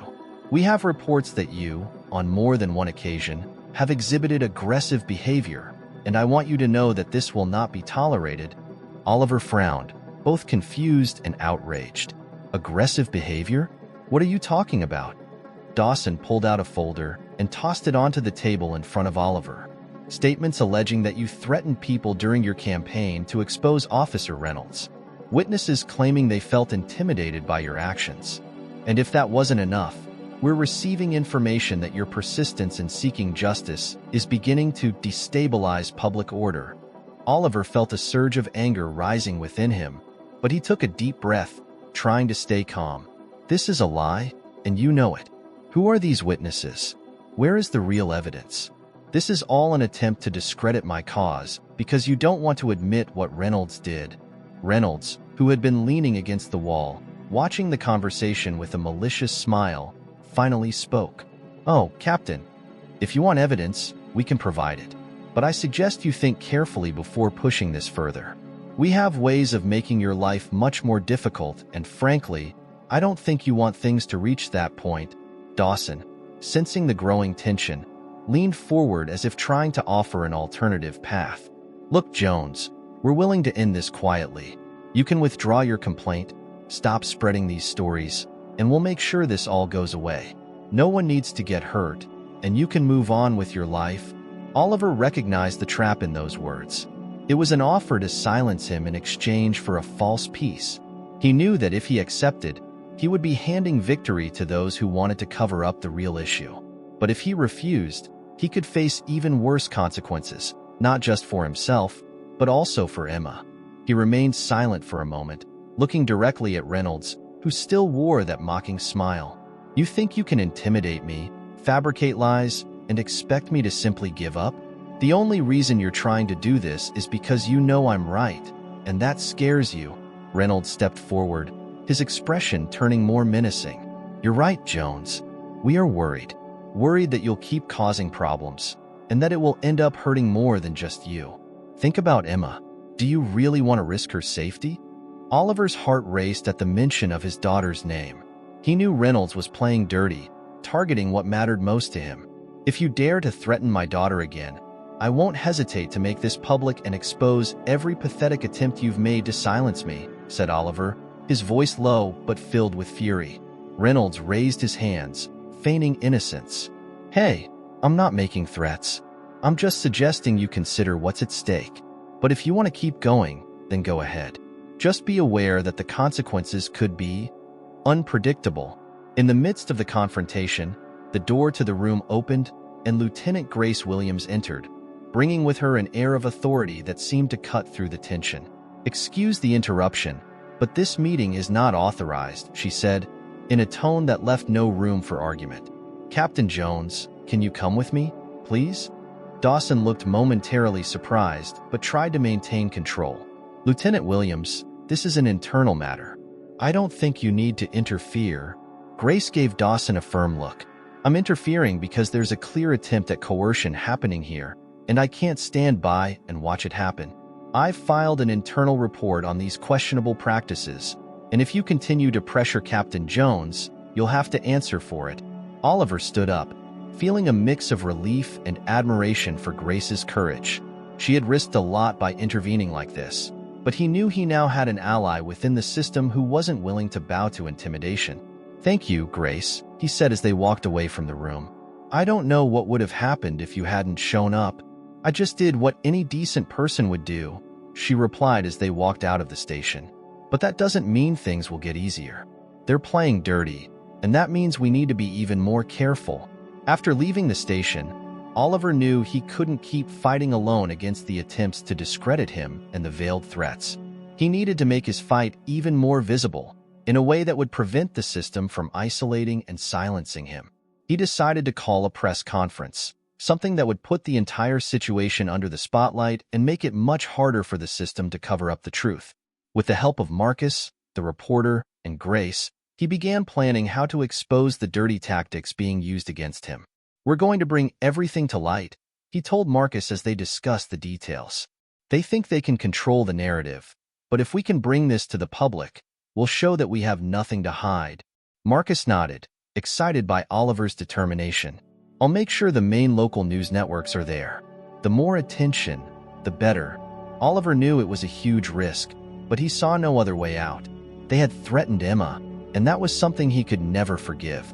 If they wanted to force him to back down, he would respond by showing the truth to everyone and making it clear that he was not alone. With Marcus and Grace by his side, he felt more prepared to face the storm that was brewing. That night, when he returned home, Oliver found Emma waiting for him, sitting on the couch with a worried expression. "You look tired, Dad," she said as he sat down beside her. "Is everything okay?" Oliver knew he couldn't hide anything from her anymore.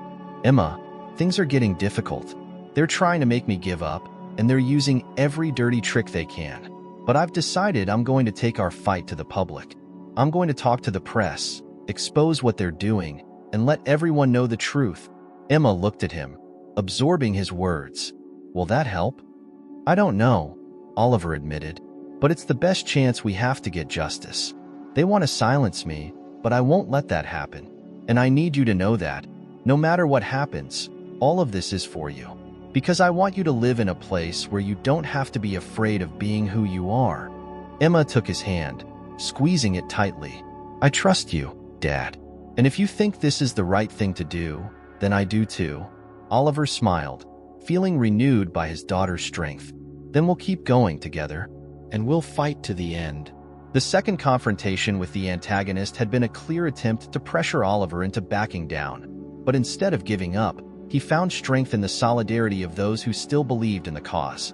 With Grace by his side to ensure he wouldn't be coerced, and Marcus to help expose the truth, Oliver felt he finally had a chance to turn the tide. The decision to take the fight to the public was risky, but he knew it was the only way to show that he wasn't afraid and that he wasn't alone. And as he prepared for the press conference, he knew he was stepping into the most critical part of his battle. But now, more than ever, he was certain he was on the right path. The night was cold, and the darkness seemed deeper than ever. But inside Oliver's house, there was a flame burning more intensely than ever. The flame of truth and justice, and he was ready to fight to keep it alight. The next morning brought a nervous, palpable energy. Oliver knew that what he was about to do could change the course of the entire situation, but he also understood that it could bring consequences he could hardly foresee. The press conference was a chance to expose the injustices, to take control away from the system that was trying to silence him and bring the truth to light. But at the same time, it was a huge risk, as he was putting himself at the forefront of a battle against powerful and relentless forces. Marcus had worked hard to ensure the press conference would be widely covered. He reached out to all the major local media outlets in the news that Oliver, an army captain, was speaking out against abusive practices within the police department began circulating even before the event started.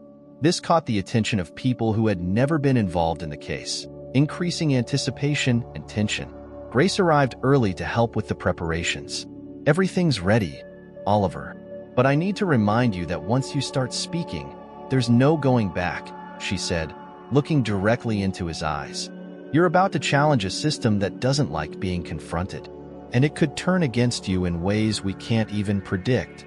Oliver nodded, already aware of the risks.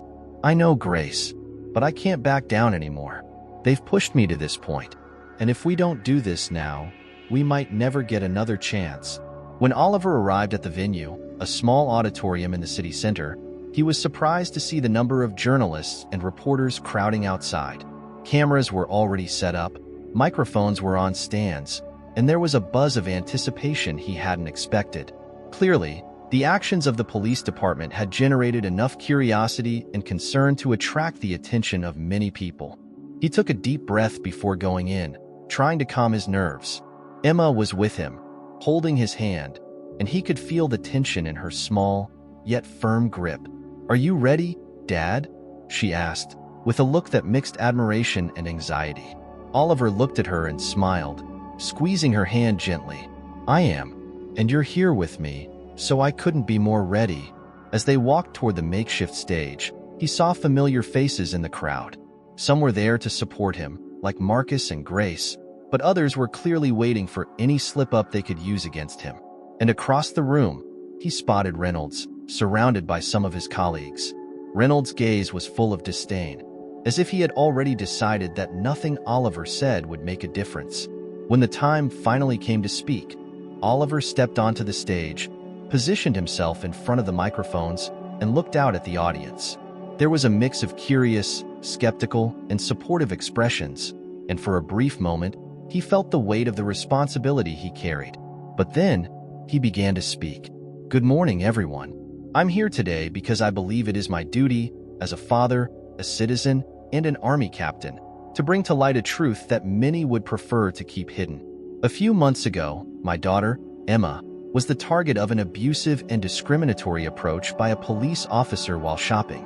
Since then, what should have been a simple apology has turned into a battle to expose a system that prefers to protect its mistakes rather than correct injustices."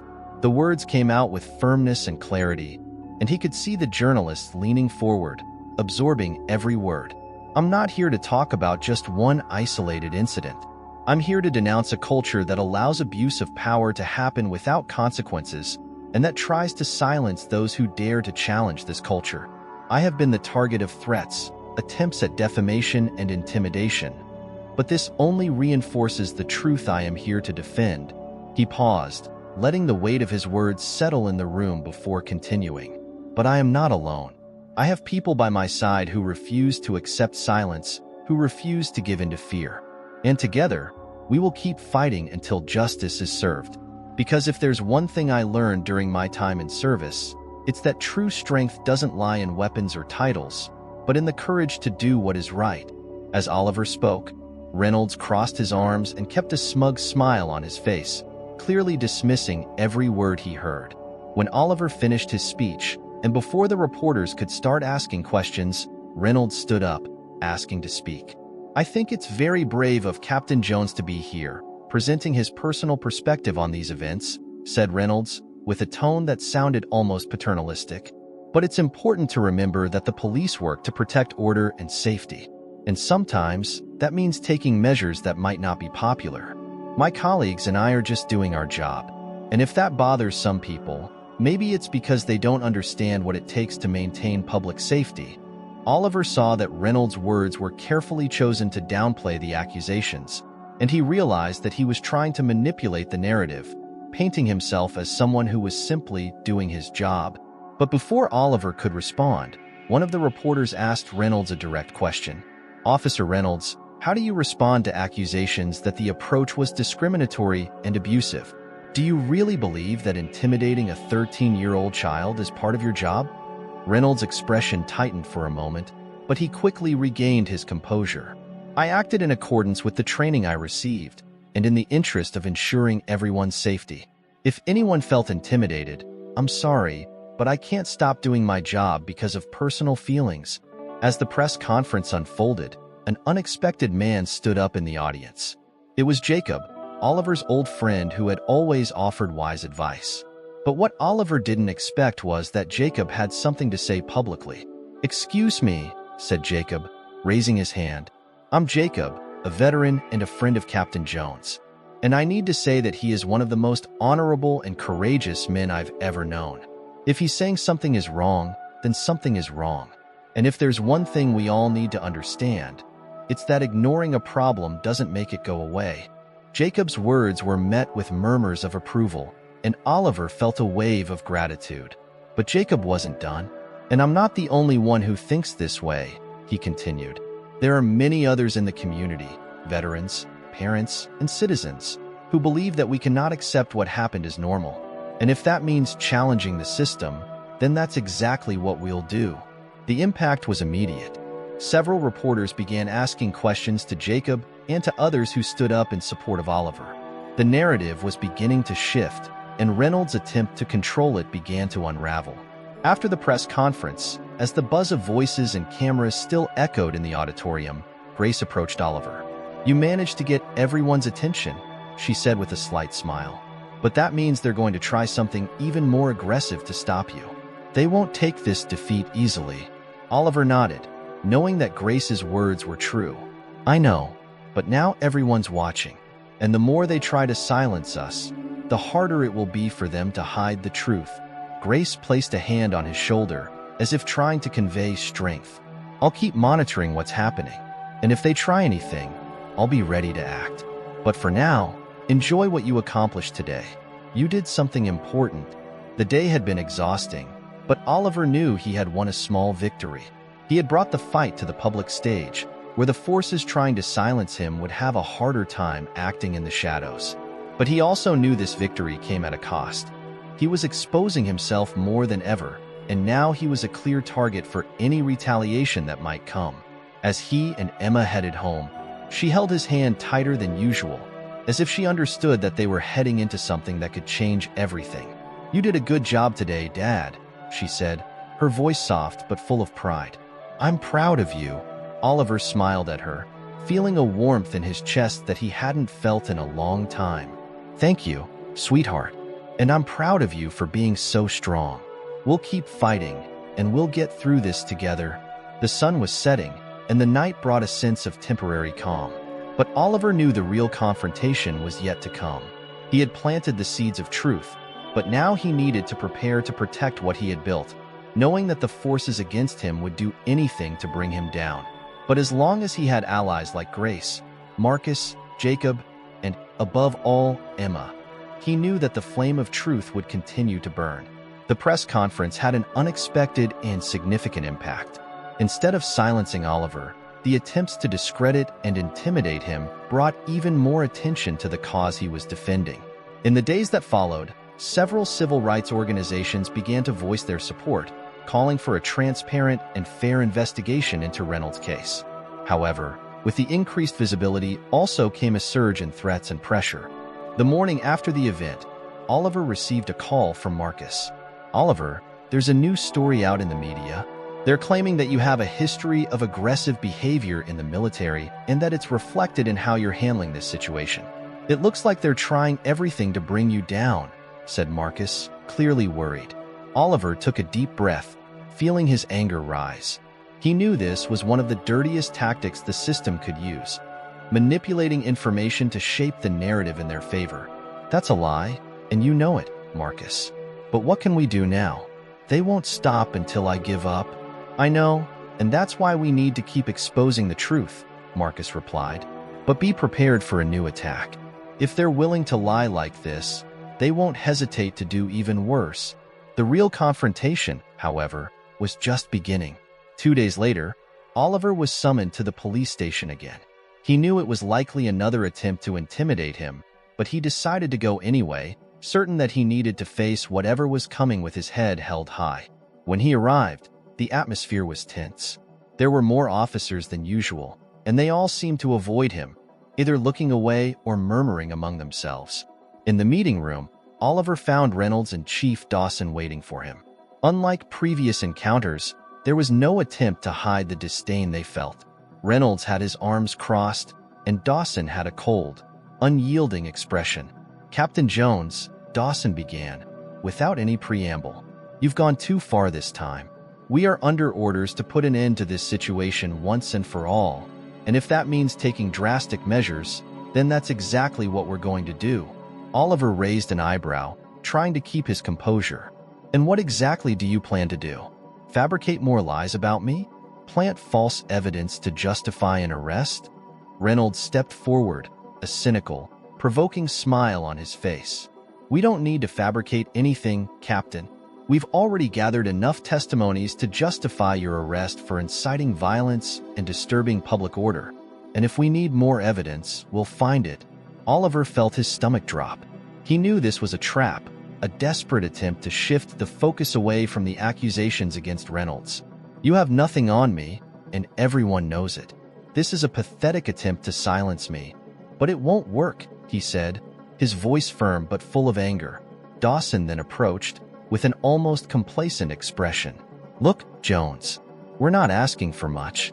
Just withdraw your accusations, accept the deal we offered before, and let this all go. If you do that, we can forget about the charges against you and pretend none of this ever happened." Oliver laughed, a bitter, incredulous laugh. "You really think I'm going to accept that? After everything you've done, after all the threats, you think I'll just back down?" That's when Reynolds delivered his lowest blow. He leaned forward, staring directly at Oliver.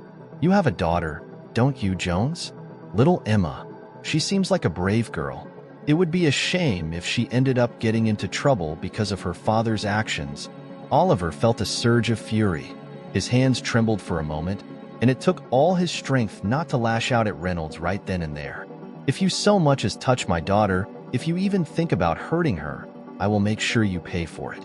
No matter what happens to me, I will expose all of you," he said, his voice a mix of threat and desperation. Reynolds raised his hands, feigning innocence. "Hey, I'm not threatening anyone, Captain. I'm just suggesting that maybe it would be better for everyone if this situation were resolved more peacefully." Dawson watched the scene with a faint smile, clearly satisfied with what he considered an imminent victory. "Think carefully, Jones. You're in a dangerous position, and we don't want this to end badly for you or your family." But before the situation could escalate further, the door to the room suddenly opened, and Grace entered with a determined look. She was not alone. Beside her was a man Oliver recognized as a respected lawyer and civil rights activist, known for fighting against corruption and abuses of power. Their presence was a visible shock to Reynolds and Dawson. "I think we've heard enough," said Grace, her voice sharp and authoritative. "Captain Jones, you are not alone. We are ready to take this fight to the next level, and that includes filing a formal lawsuit against Reynolds and anyone who tries to stop the truth from coming out." Dawson seemed about to protest, but the lawyer beside Grace raised his hand. "I have all the evidence I need to initiate a lawsuit and to request a federal investigation into abusive practices and coercion attempts within this department. And if any further action is taken against Captain Jones or his family, I will personally ensure that all responsible parties face consequences." Reynolds fell silent, the smile vanishing from his face. He knew this had completely changed the game. The threat of an external investigation was exactly what they had been trying to avoid, and now, because of their desperate actions, it was about to happen. Oliver felt a wave of relief and gratitude seeing Grace and the lawyer by his side. But he knew he had to make one thing clear before leaving that room. He stepped forward, approaching Reynolds and Dawson, and spoke with a voice full of conviction. "You've tried everything to make me give up. Lies, intimidation, threats against my family. But let me make something very clear. I will not back down. I will fight to the end to make sure the truth is heard. And now, You will have to answer for everything you did to try and silence me." The silence in the room was almost oppressive, but the message had been received. Oliver turned to leave, accompanied by Grace and the lawyer, while Reynolds and Dawson stood still, clearly aware that they had lost control of the situation. As he left the police station, Oliver went to meet Emma, who was waiting for him in a small park nearby. She was sitting on a bench, fiddling with a fallen leaf. But when she saw her father approaching, her eyes lit up. "Dad, are you okay?" she asked, running to hug him. Oliver held her tightly, feeling a wave of emotion that nearly brought him to tears. "I am, sweetheart, and things are changing. We managed to make the truth heard, and now they will have to face what they've done."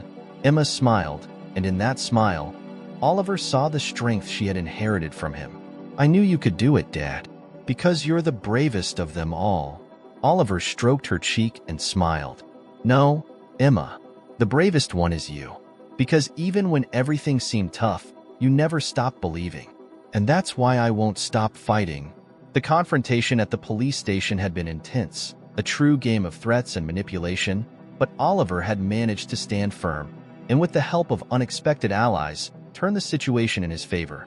Grace's and the lawyer's presence brought new hope, and the threat of an external investigation meant that the attempts to silence him had backfired on those responsible. But Oliver knew the fight was far from over. He had won a crucial battle, but he still needed to ensure justice was served and that Reynolds and others would be held accountable for their actions. Now, more than ever, he was ready to face anything because he knew he was not alone. He had Emma, Grace, Marcus, and others by his side, and together, they would go all the way to ensure the truth prevailed. As he walked back home, with Emma by his side, Oliver felt that he had finally turned the tide. He knew the coming weeks would be difficult, and that his enemies would still try to find new ways to undermine him. But now, with strong allies and a clear plan, he was prepared for whatever lay ahead. Because true strength was not just in resisting, but in never giving up on fighting for what is right, even when everything seemed against you. The atmosphere in the city shifted after the press conference and the confrontation at the police station. Oliver's case had gained new traction, moving from local headlines to the national spotlight. Journalists and reporters from major outlets began covering the story, and several public figures voiced their support. But with the increased attention also came growing pressure and attempts at retaliation. Oliver and his allies' strategy had partially worked, forcing the police department to defend itself publicly and preventing immediate action against him. However, Reynolds and his colleagues still had a card up their sleeves, manipulating testimonies to try and incriminate him. In an attempt to control the narrative, they decided to go for one final blow, a maneuver that could ruin Oliver's image once and for all, or expose the rot within the system. 2 days after the press conference, Oliver was leaving home to meet Marcus and discuss the next steps when he was approached by 2 officers waiting at his door. They looked serious, and one of them had a folded piece of paper in hand. "Captain Jones, we have a warrant for your arrest on charges of incitement to violence and public threats," said one of the officers, handing him the paper. "You are being detained for questioning." Oliver stood still for a moment, processing the words. He knew they were willing to play dirty, but this was a direct attack, a desperate attempt to demoralize him. He saw Emma appear at the door, her eyes wide, clearly frightened by the scene. He couldn't let her panic. "It's okay, Emma," he said, trying to keep his voice calm. "I need to go with them now, but I will sort this out. Don't worry." Before being taken away, he approached her and hugged her, whispering in her ear, "Call Grace and Marcus. They'll know what to do." Emma nodded, and Oliver was escorted to the police car, where he saw Reynolds watching from a distance with a satisfied smile on his face. Oliver knew Reynolds thought he had won, but he was determined to prove him wrong. As soon as Emma called Grace, she and Marcus quickly sprang into action. They had anticipated something like this might happen and had a plan in place in case Oliver was arrested. Grace reached out to the lawyer and several influential figures who had publicly supported Oliver, while Marcus organized an impromptu press conference to expose the new attempt to silence him. "They're doing exactly what we predicted," Grace told Marcus as they coordinated their strategy. "And now, we're going to turn this against them. If they think arresting Oliver will solve the problem, They're about to find out they just gave us more ammunition. While Oliver was being questioned at the station, Grace and Marcus managed to gather a crowd of supporters, activists, and journalists outside the building. Their presence was so significant that it became impossible to ignore, and the image of Oliver being escorted into the station was broadcast live on multiple channels, sparking widespread outrage. During the press conference, Marcus got straight to the point. What we're witnessing today is a blatant attempt to use police power to silence someone seeking justice.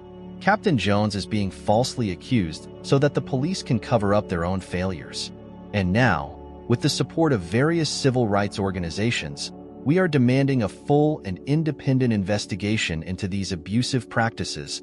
Meanwhile, Oliver was being questioned by Dawson and other officers. They tried to pressure him, accusing him of inciting violence during the press conference, claiming he had encouraged public disorder. But Oliver knew it was all a farce, an attempt to force him to confess to something he hadn't done to discredit his cause. "You can try to intimidate me and twist words all you want," said Oliver, looking directly at Dawson. "But the truth is that what you're doing is a desperate ploy to hide the abuse of power within this department. And if you think I'm going to back down now, you're very wrong." Dawson didn't respond immediately, but the tension on his face showed that things weren't going as planned. They had hoped the arrest would weaken Oliver, that he would fold under pressure, but he was more determined than ever. Oliver's arrest had the opposite effect of what Reynolds and Dawson had intended. Instead of weakening the movement, it sparked even more support. Grace and the lawyer quickly secured a court order to have him released, but more importantly, they managed to draw the attention of national civil rights organizations and even federal authorities, who announced a preliminary investigation into the police department's practices. When Oliver walked out of the station, released on a legal order, he was greeted by a crowd of supporters who applauded and shouted words of encouragement. He could hardly believe what he was seeing. People from all over were there, showing that his fight had become a larger cause, a fight against systemic injustice. Grace was waiting for him outside, with a smile that mixed relief and satisfaction. "We did it, Oliver. Arresting you was a massive misstep on their part. Now we have enough support to push for an external investigation, and that means they will have to answer for everything." Oliver felt an immense weight lift off his shoulders. He knew there was still a long way to go, but this moment was an undeniable victory. He looked over at Reynolds, who stood across the crowd, watching the scene with a look of disbelief and anger. For the first time, Reynolds' confident smile had disappeared, replaced by a look of defeat. Later that night, Oliver had one last unexpected encounter with Reynolds. He was leaving an event organized by supporters when he found Reynolds standing near his car. The officer was alone, without his usual entourage, and there was a tired, grim expression on his face. "You did it, Jones," said Reynolds, his voice filled with frustration. "But don't think this means you've won. People like me will always find a way to survive, and in the end, nothing really changes." Oliver looked at Reynolds, feeling a mix of pity and disdain. "Maybe that's true, Reynolds. Maybe you'll survive. Maybe the system will protect you somehow. But one thing has changed, and that you can't undo. People are seeing the truth. And even if you get away now, your career, your reputation, and your power will never be the same." Reynolds stepped closer, trying to intimidate Oliver, but the aura of confidence he had always shown now seemed forced. "You don't understand, Jones. This won't end the way you think. I still have allies, and you can't fight them all." Oliver took a deep breath and stepped forward, not breaking eye contact. "Maybe I can't fight them all, but I'm not alone. And every person who stood up with me, every voice that joined mine, means we're stronger than you think. And that's what's going to make a difference." Reynolds said nothing, just slowly walked away, disappearing into the darkness. Oliver knew this wasn't a final goodbye, but he also knew that the tide had turned. He had faced the system head-on, and now he had the support needed to keep fighting. The second turning point brought a crucial victory for Oliver and his allies. The desperate attempt to arrest and silence him ended up exposing even more of the corrupt practices within the police department, and the involvement of federal authorities meant that things would no longer be swept under the rug. But the victory did not come without consequences. Oliver knew there would still be retaliation, that Reynolds and his colleagues might try other ways to preserve the status quo. But he also knew that now there was a light at the end of the tunnel, real chance for justice, and he was more determined than ever to move forward. As he walked home with Emma, he looked at his daughter and saw the same strength and courage he felt growing within himself. "Are we going to win, Dad?" she asked, holding his hand. Oliver smiled, squeezing her hand. "We will, Emma. No matter what happens, we're going to win. Because now, they can't silence us anymore. And as long as we have a voice, we'll keep fighting." The night was cold, but the feeling of hope warmed Oliver's heart. He knew there was still much ahead, but the tide had turned, and with it, the possibility of a fairer and brighter future. The battle would continue, but he was ready, because he knew victory was within reach. The sun had not yet risen when Oliver woke up that morning. The house was quiet, and he could hear the steady breathing of Emma in the room next door. As he stared at the ceiling, his thoughts drifted over the journey he had faced in recent months. The fight against Reynolds and the system felt like it had lasted an eternity, but finally, he was beginning to see an end. Yet, he knew he still had to prepare for the final moments of this battle. The decision to open a federal investigation had been a turning point. With public pressure and the support of influential figures, the authorities were forced to act more transparently. The community, which once seemed divided and fearful, was now beginning to unite, inspired by Oliver's courage. And as the investigation gained momentum, new revelations emerged, exposing a broader scheme of corruption and abuse of power within the police department that extended far beyond Emma's case. Oliver received a call from Grace that morning, informing him that a public hearing would soon be held to discuss the initial findings of the investigation and that Reynolds and other officers would have to testify. For Oliver, it was a moment of relief and also of anxiety. He knew this was the chance to see justice done, but he also knew that Reynolds and his allies would not give up easily. The public hearing was held in a city auditorium, and the place was packed. Community members, activists, journalists, and even some federal authorities were present. There was a sense of anticipation in the air, as if everyone was waiting for the moment when the truth would finally be revealed. Oliver sat beside Grace and the lawyer who had been one of the key allies in the fight. He watched as the officers were called up one by one to testify, some trying to defend their actions, others clearly uncomfortable with the pointed questions they were receiving. When it was finally Reynolds' turn, the silence in the auditorium was almost absolute. Reynolds stepped up to the podium, and Oliver noticed he looked more worn down than ever. The officer who once displayed a confident and smug smile was now visibly uneasy. The questions started off simple but quickly became direct, challenging every justification Reynolds tried to give for his actions. "Officer Reynolds," said one of the investigator's attorneys, "you claim that your actions during the encounter with Emma were based on training and protocol. However, several testimonies suggest that you acted in a discriminatory and abusive manner. How do you explain this discrepancy?" Reynolds hesitated before responding, and his voice sounded less firm than usual. "I was doing my duty. I didn't intend to intimidate anyone," the lawyer pressed on, not giving Reynolds time to collect himself. "And how do you explain the evidence that you attempted to pressure witnesses and fabricate testimonies to incriminate Captain Jones? We have recordings and documents that clearly suggest an effort to cover up the truth." The silence that followed was deafening.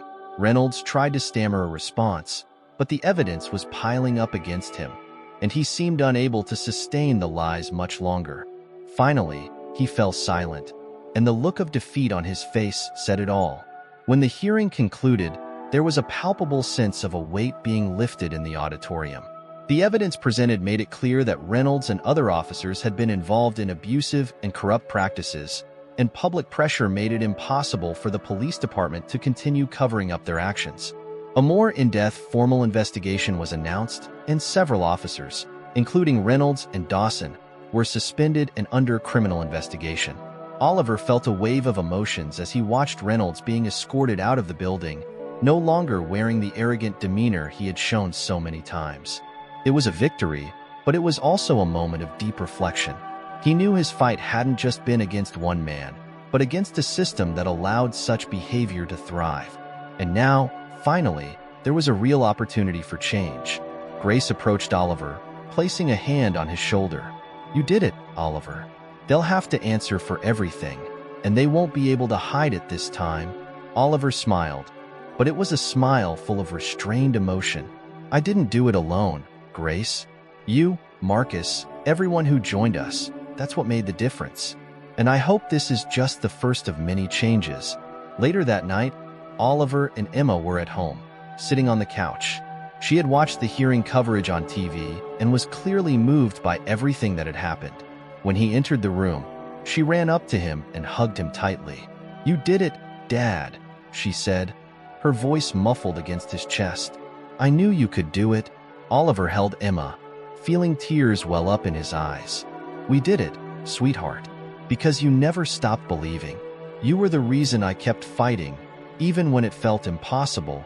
Emma looked up at him, and there was a new light in her eyes, something that reflected hope and admiration. "I want to be like you when I grow up," she said, and the words hit Oliver with a force he hadn't expected. "I want to fight for what's right and never let anyone make me give up." He felt a surge of pride and love that almost overwhelmed him. "And you will be, Emma. You're already braver than I ever was. And I'm sure you're going to change the world in ways I can't even imagine." That night, after Emma went to bed, Oliver sat alone on the porch, looking up at the starry sky. He reflected on everything that had happened, from the day Emma was approached by Reynolds to the moment he saw her smile after the victory. The journey had been long and painful, and there were times when he thought he might not make it to the end. But now, he could see that every obstacle, every threat, had been a step towards something bigger. He hadn't just fought for Emma, but for all the children who could face the same kind of abuse and prejudice. And this victory wasn't just about exposing one corrupt man. It was about inspiring a community to stand up and demand change. Grace, Marcus, Jacob, and so many others had joined him, and together, they had shown that the truth could prevail, even against the most powerful and oppressive forces. And now, there was a new beginning, a chance to rebuild and create something better. As he sat there, Oliver felt a peace he hadn't felt in a long time. The fight wasn't completely over, he knew that.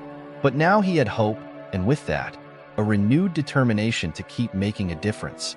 Oliver's victory at the public hearing brought a sense of closure, but also a new beginning. The corrupt and abusive practices within the police department were finally being investigated, and Reynolds and his colleagues would be forced to face the consequences of their actions. More importantly, Oliver's story had inspired others to stand up and fight against injustice, showing that even the most resistant systems could be challenged when people came together. For Emma, her father's journey was a lesson in courage, resilience, and love. She had seen firsthand what it meant to fight for what was right, even when everything seemed against you. And she knew that this victory was just the beginning of something bigger, a movement that could bring real change to the city and beyond. Oliver was ready to move forward, knowing that his fight had been transformative not only for him, but for everyone around him. He had taken on the system and, against all odds, had won. And now, with Emma by his side and the strength of an awakened community, he was ready to keep fighting for a world where justice was not just a word, but a reality. The night was calm and peaceful, and as the stars shone in the sky, Oliver felt he had finally found his place, not just as a father, but as a symbol of hope and resilience. The days following the hearing were marked by a tangible sense of change in the city. The investigations began to uncover a complex network of corruption and abuse within the police department, revealing practices that extended beyond Reynolds' case. High-ranking officers were removed, and a complete overhaul of the precinct was announced, with promises of greater transparency and rigorous training to prevent future abuses of power. For Oliver, seeing these changes start to take place brought a sense of satisfaction he hadn't felt in a long time. It wasn't just a personal victory, but proof that a righteous fight could indeed bring about transformation. The battle had been long and painful, and he knew that many of the challenges he faced could have discouraged others. But now, he saw the strength of his resilience reflected in every small step the community took toward a more just future. In recognition of Oliver's courage and the impact of his fight, the community organized a special celebration in a local park. The event was planned to be a symbol of unity and resilience, a way of showing that even in the face of adversity, it was possible to overcome and move forward. When Oliver arrived at the park with Emma, he was greeted with warm applause and smiles from people who had been inspired by his story. There were booths from various civil rights organizations, community support groups, and even some small food stands set up by local residents, all contributing to create an atmosphere of hope and celebration. On stage, Grace and Marcus were waiting to give a speech. Today is not just about the victory of one person, but about what we can achieve when we come together for a just cause, Grace began, looking out at the crowd. Oliver showed us that even when everything seems impossible, we can change things if we have courage and persistence. And that is what we are celebrating today. When Oliver stepped onto the stage, holding Emma's hand, he had to fight back the emotion that threatened to overflow. "I never imagined we would be here," he began, his voice slightly trembling. "But each one of you made this possible. You showed that when we choose to stand up against what is wrong, we can make a difference. And for that, I thank every one of you." He paused, looking at Emma, who was standing by his side, smiling proudly. "My daughter is the reason I started this fight, but today I see that she is just one of the many reasons why we need to keep fighting.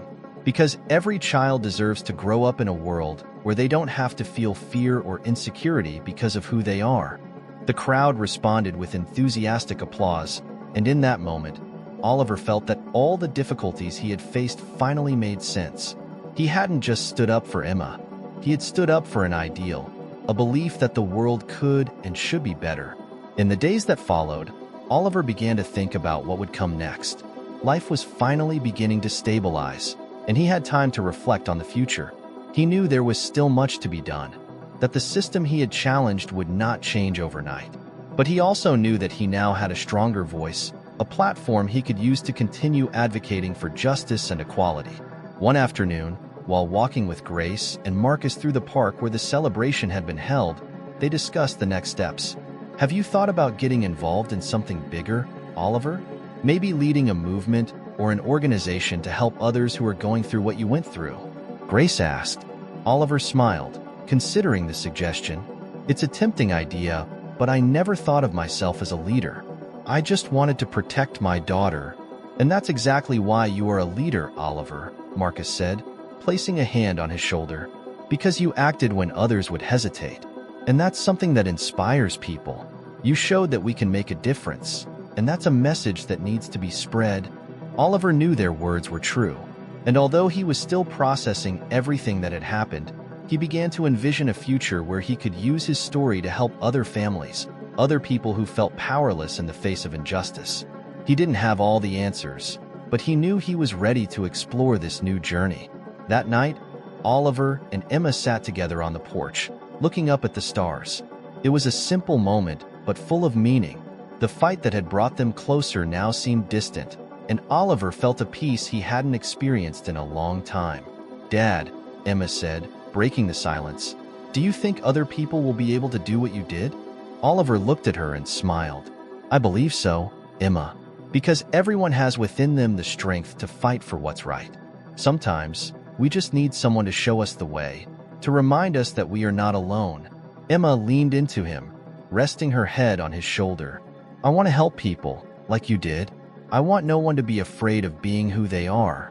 Oliver felt a wave of pride and love. "And you will, sweetheart, because you are stronger and braver than anyone I know. And I know you will do great things." Oliver's journey had been full of challenges, pain, and moments of uncertainty. But he had endured, and that endurance had created a wave of change that touched not only his life and Emma's, but the entire community. The police department was overhauled, new training protocols were implemented, and an independent commission was established to ensure that cases like Emma's would not happen again. But more than that, Oliver's fight became a symbol, a proof that even when everything seems impossible, courage and truth can prevail. He became a figure of hope, someone who showed that fighting for justice is not just necessary but possible. As Oliver and Emma prepared to face the future, they knew new battles might arise. But they also knew that, together, they could face anything. Because now they had something that fear and oppression could never take away. An unextinguishable flame of hope, fueled by truth and love. The sun began to set, casting a golden glow over the city, and Oliver felt that he had finally found peace.